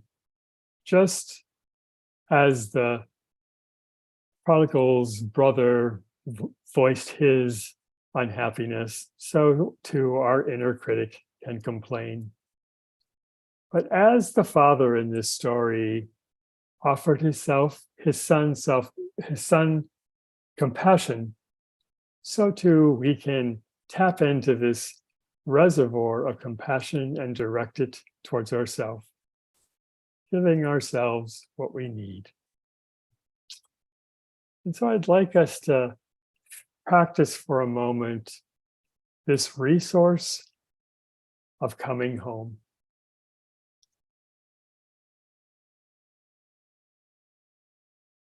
And like all of our practices, all of our MSC practices, I invite you to use some self-compassion and wisdom to know if this practice is right for you. You have complete permission to opt out or to let my words just float on by, to dip in and dip out as feels right. And please consider my words to be invitations rather than instructions. And so if you'd like to do this practice, I invite you to consider letting go of expectations of how this should go or how you should feel. Part of this exercise is going to involve some visualization and using your imagination. And if either of those don't feel readily available to you, the main intent of this practice is to get a sense of what home feels like for you. So bring your curiosity. Let this be an experiment. Let's see what happens. So I invite you once again to find a comfortable posture, perhaps wiggling into this posture in a way of settling. And if you are sitting or laying down, finding what Jack Kornfield calls your compassionate seat. Or if you choose to do this standing or walking, finding your compassionate feet. And as best you can in this moment, allowing your body to land.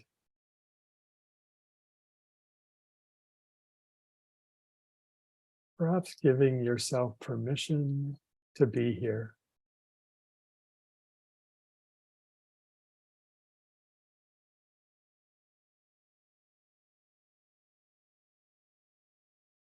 And as a reminder, we are not only practicing being here, but we're practicing being here with some kindness and care. So perhaps placing a hand or two somewhere on this body of yours to remind yourself of this intention, to bring some care, some kindness to this one here as we practice.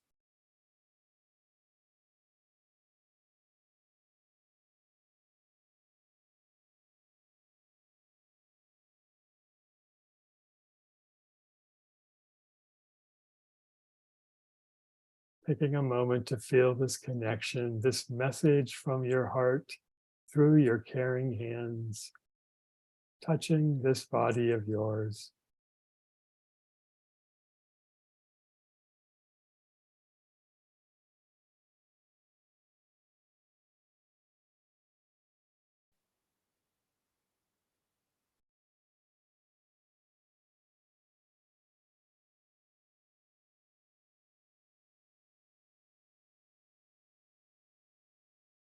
And now I invite you to consider a place where you have felt a sense of home. Perhaps this is a place where you found rest, or a place where you felt like your parts were welcomed, maybe where you had a sense of belonging.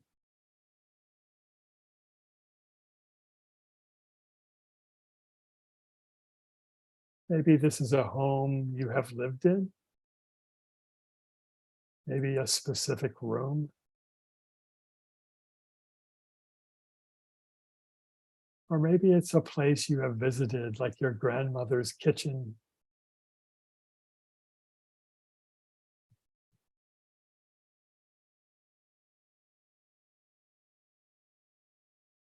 Perhaps it's a church, or a temple, or a mosque, or a sangha.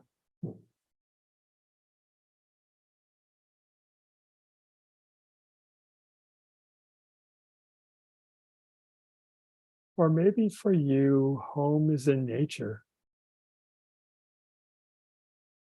Hearing the ocean's waves, sitting in a meadow, touching a tree.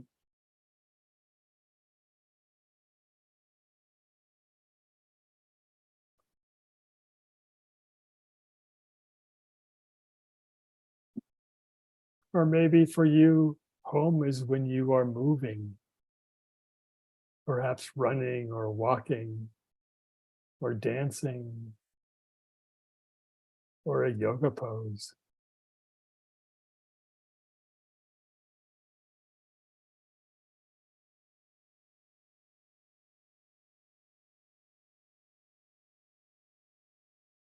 And maybe home is a place you have never been, an imaginary place, a place you would like to visit. There are no rules of where this home should be. Just seeing what arises when you open to the possibility of home.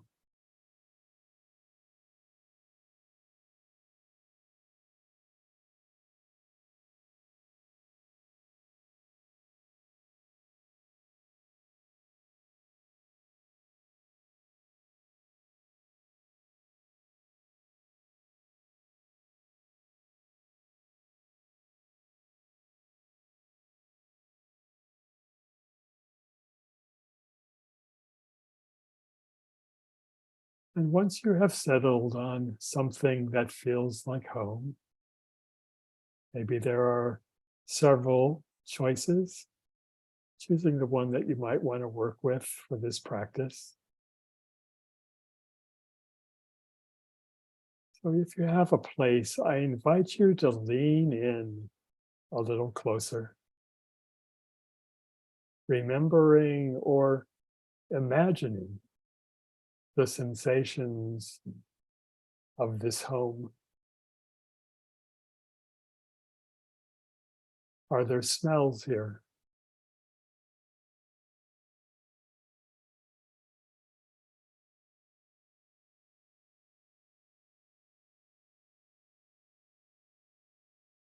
When you scan this place with your eyes, what do you see?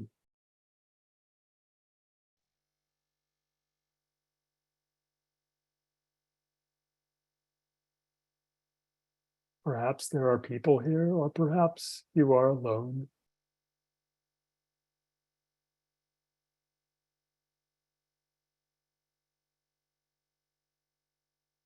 What do you hear when you get quiet?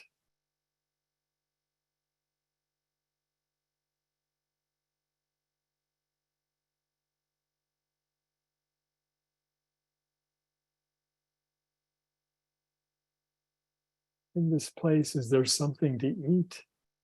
Is there a taste?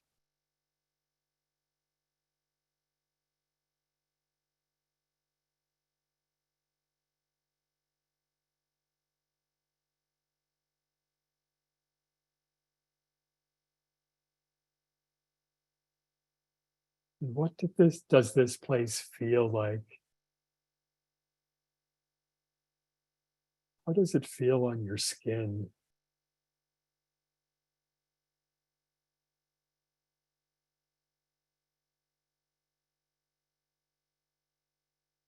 How does it feel when your feet touch this place?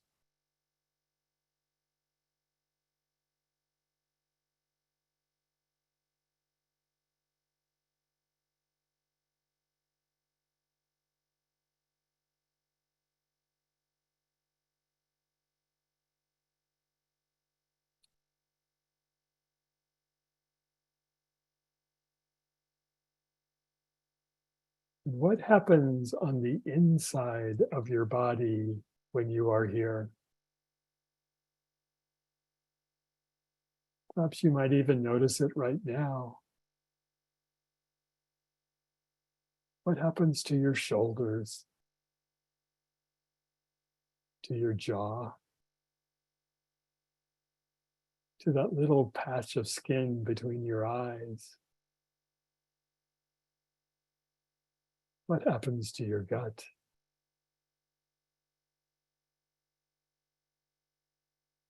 How do you breathe?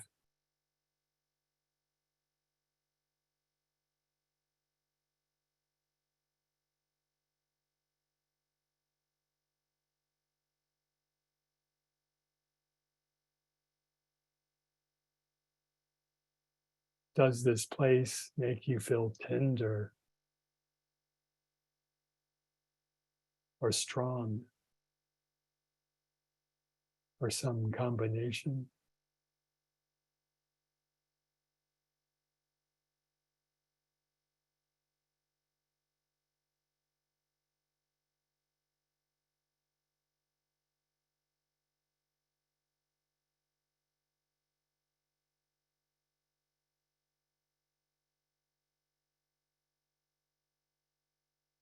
And what emotions are here? Joy, peace, wonder, gratitude. Noticing what emotions arise when you are in this home.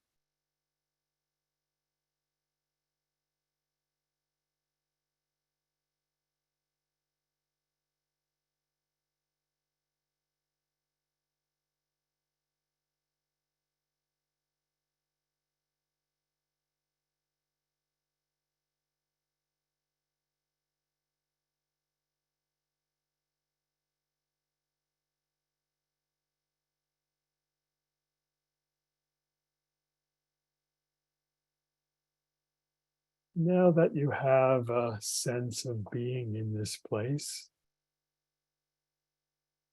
I invite you to tap into the wisdom that is here. This home that you have chosen knows you completely and intimately.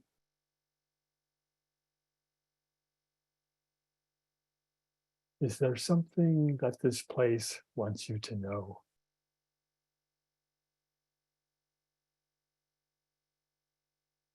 Is there a message from home just for you?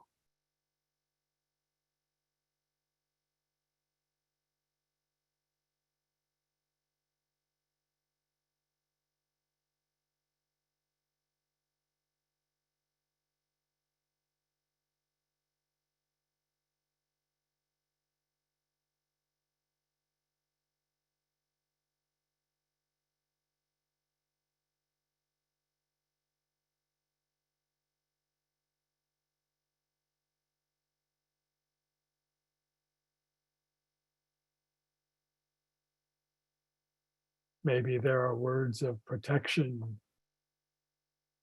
or support, encouragement, tenderness,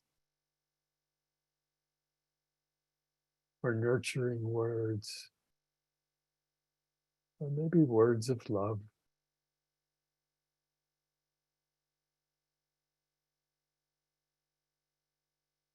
What does this place, this home, really, really want you to know?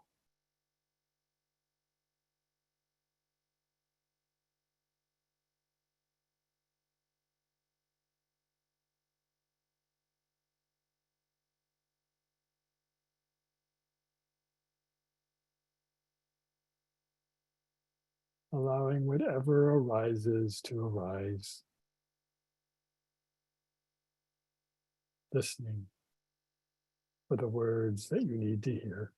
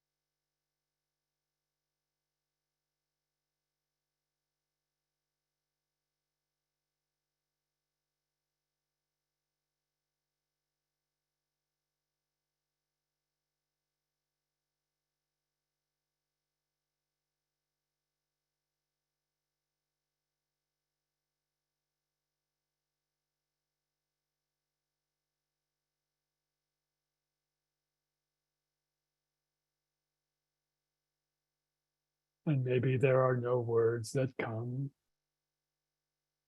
That's fine too. Just enjoying the gift of being here.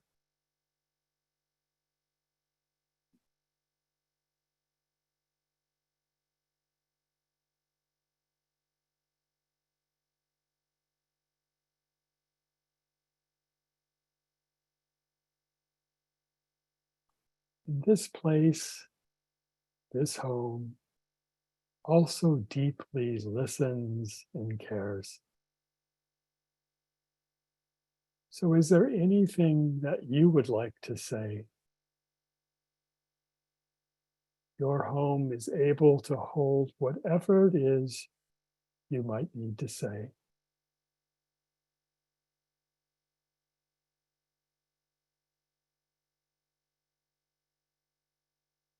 Again, letting whatever arise. No rush.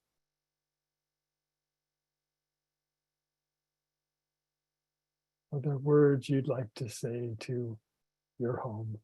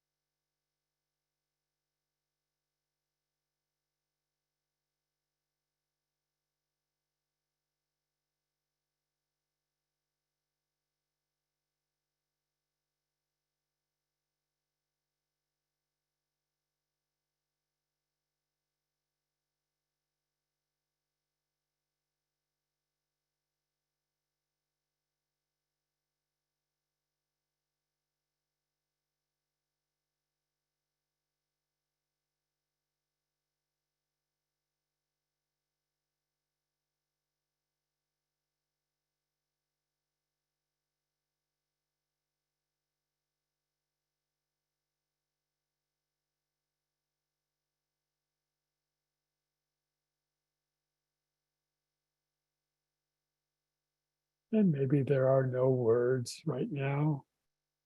That's okay too. Know that you can always return.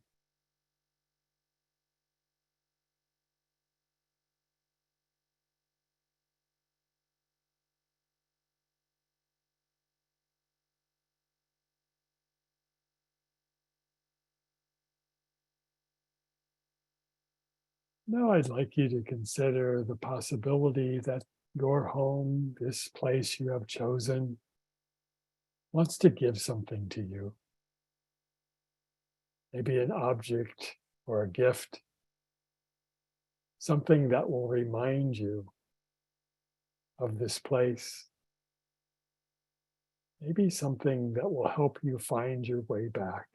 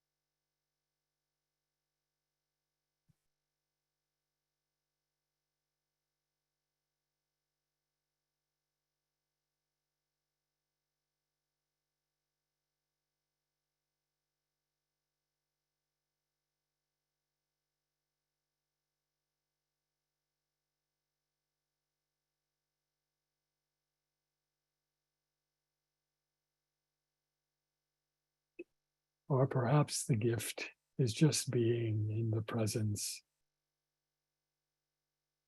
of your home.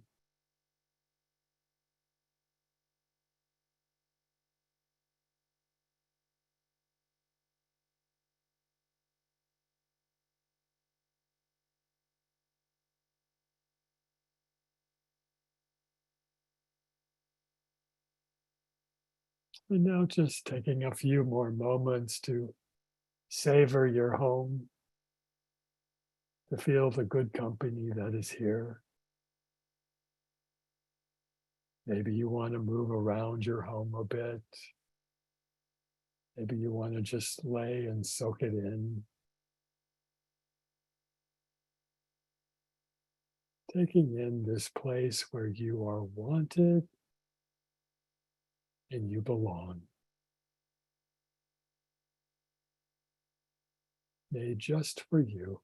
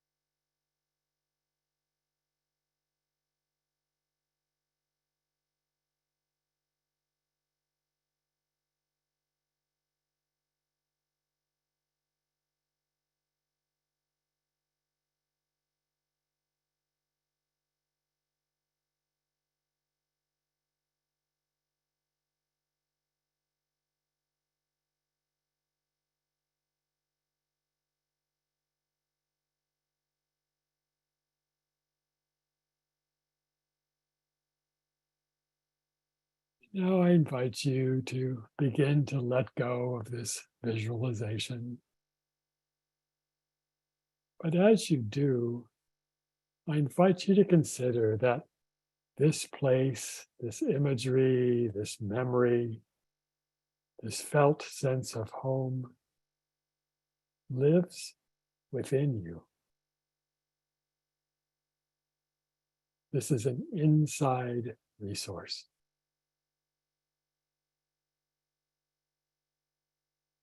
And just as the father of the prodigal son, your home is always scanning the horizon, looking for you,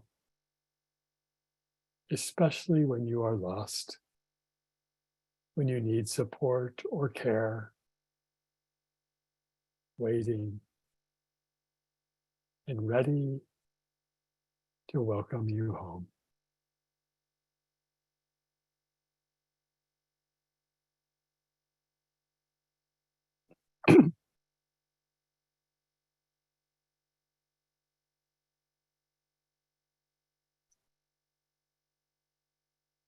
And I'd like to offer you a poem by Jane Hooper called Please Come Home. Please come home. Please come home. Find the place where your feet know to walk and follow your own trail home. Please come home. Please come into your own body, your own vessel, your own earth. Please come home into each and every cell and fully into the space that surrounds you. Please come home. Please come home to trusting yourself and your instincts and your ways and your knowings and even those particular quirks of your personality. Please come home. Please come home, and once you are firmly there, please stay home a while and come to deep rest within. Please treasure your home. Please love and embrace your home. Please get a deep, deep sense of what it's like to be truly home. Please come home. Please come home. And when you're really, really ready, and there's a detectable urge in your out breath, then please come out. Please come home and please come forward. Please express who you are to us, and please trust us to see you and hear you and touch you and recognize you as best we can. Please come home. Please come home and let us know all the nooks and crannies that are calling to be seen. Please come home and let us know the more that is there that wants to come out. Please come home. Please come home. And when you feel yourself home, please welcome us too, for we too forget that we belong and are welcome, and that we are called to express and fully and be who we are. Please come home. Please come home. You and you and you and me. Thank you, Earth, for welcoming us. And thank you, touch of eyes and ears and skin, touch of love for welcoming us. May we wake up and remember who we truly are. Please come home. Please come home. Please come home.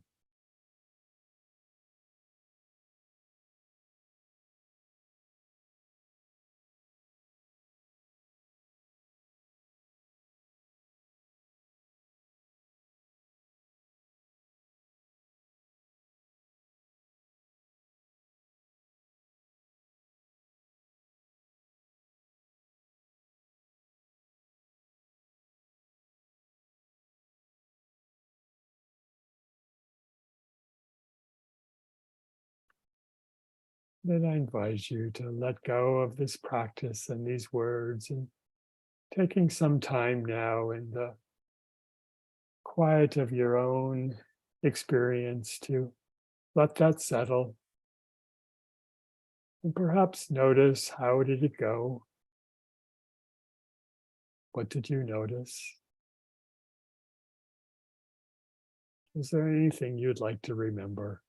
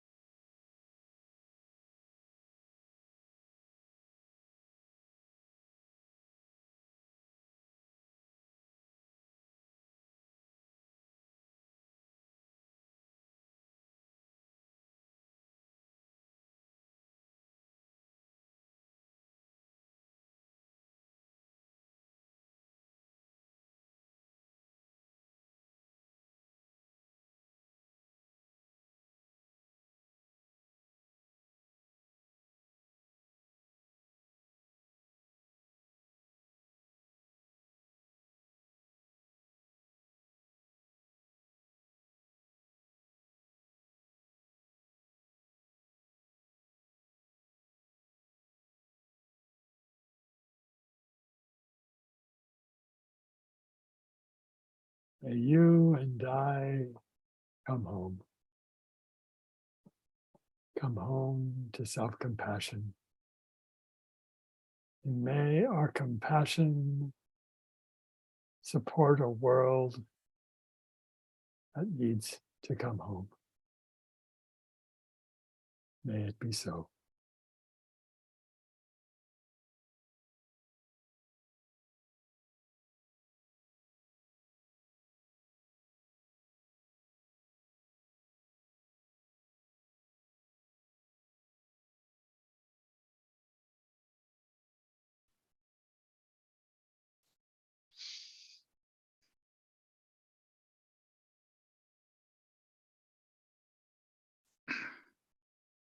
Thank you so much, David, for that wonderful, soothing refuge.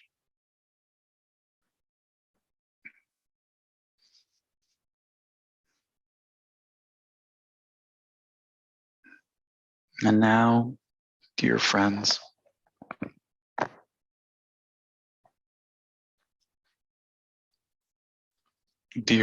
on this path of practice, let's take a few more moments to just breathe together, joined around this incredible planet, and soak in whatever's really connected for you from our three wonderful teachers. Steve Hickman led us in aligning ourselves with the flow of life and seeing if we could allow love to flow through us. Anna Friis helped us to connect with a big sense of love and see if we could generate some of that energy of love for ourselves. And David has just led us home, seeing if we can connect with the home we carry within ourselves and hear it speaking to us. So just taking a few moments to breathe and let it soak into you. Whatever has connected for you here today.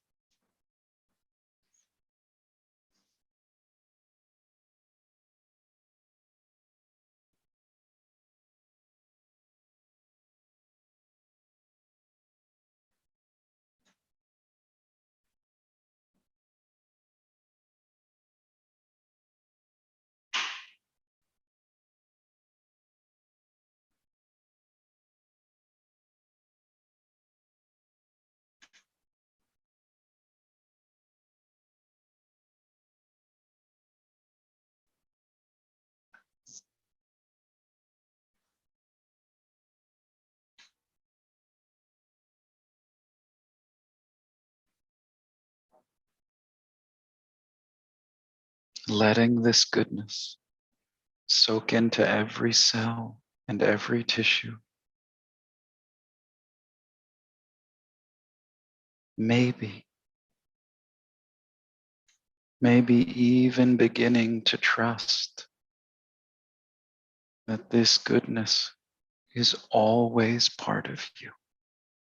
Maybe beginning to trust that you carry this within you wherever you are.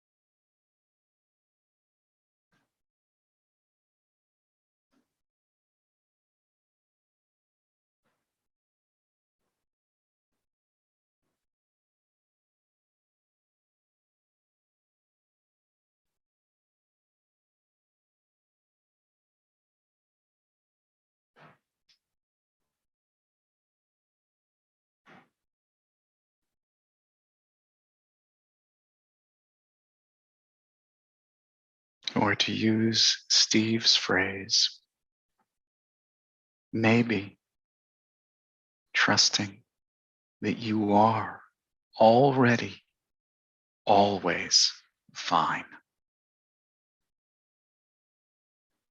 Already always fine. Just like this.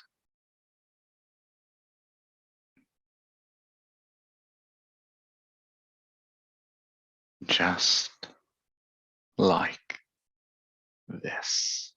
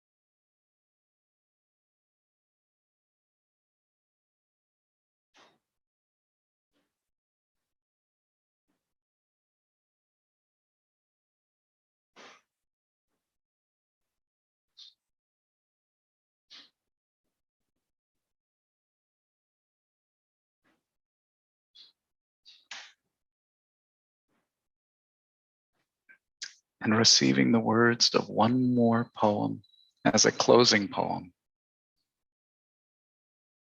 The poem Hokusai Says by Roger Keyes. Hokusai says, look carefully. He says, pay attention. Notice. He says, keep looking. Stay curious. He says, there is no end to seeing. Hokusai says, look forward to getting old. He says, keep changing. You just get more who you really are. He says, get stuck, accept it, repeat.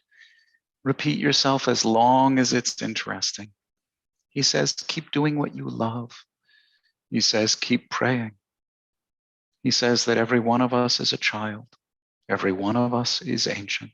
Every one of us has a body. He says, every one of us is frightened. He says that every one of us has to find a way to live with fear. He says that everything is alive.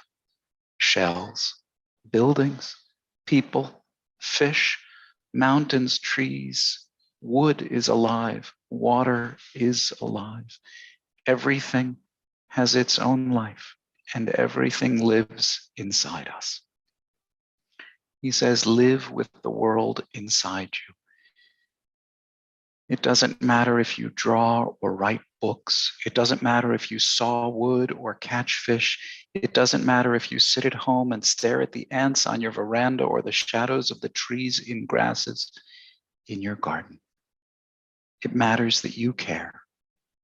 It matters that you feel. It matters that you notice. It matters that life lives through you. Contentment is life living through you. Joy and love are life living through you. Satisfaction and strength are life living through you. He says, don't be afraid. Don't be afraid. Love, feel, let life take you by the hand. Let life live through you. Hokusai Says by Roger Keyes.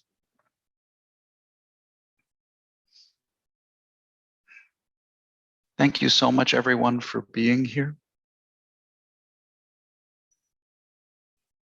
Going to unmute now so we can use our voices to say goodbye as soon as I figure out or remember how to do that.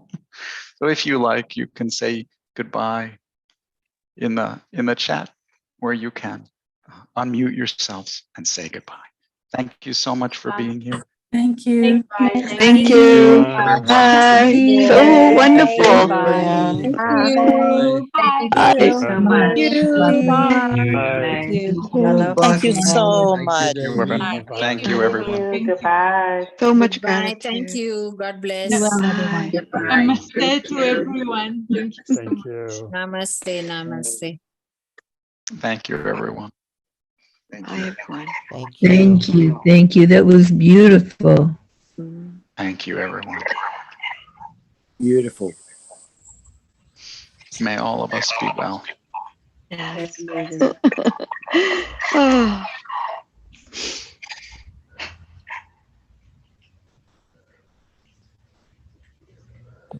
Thank you so much. This was absolutely beautiful. Very, very grateful. Thank you. Thank you.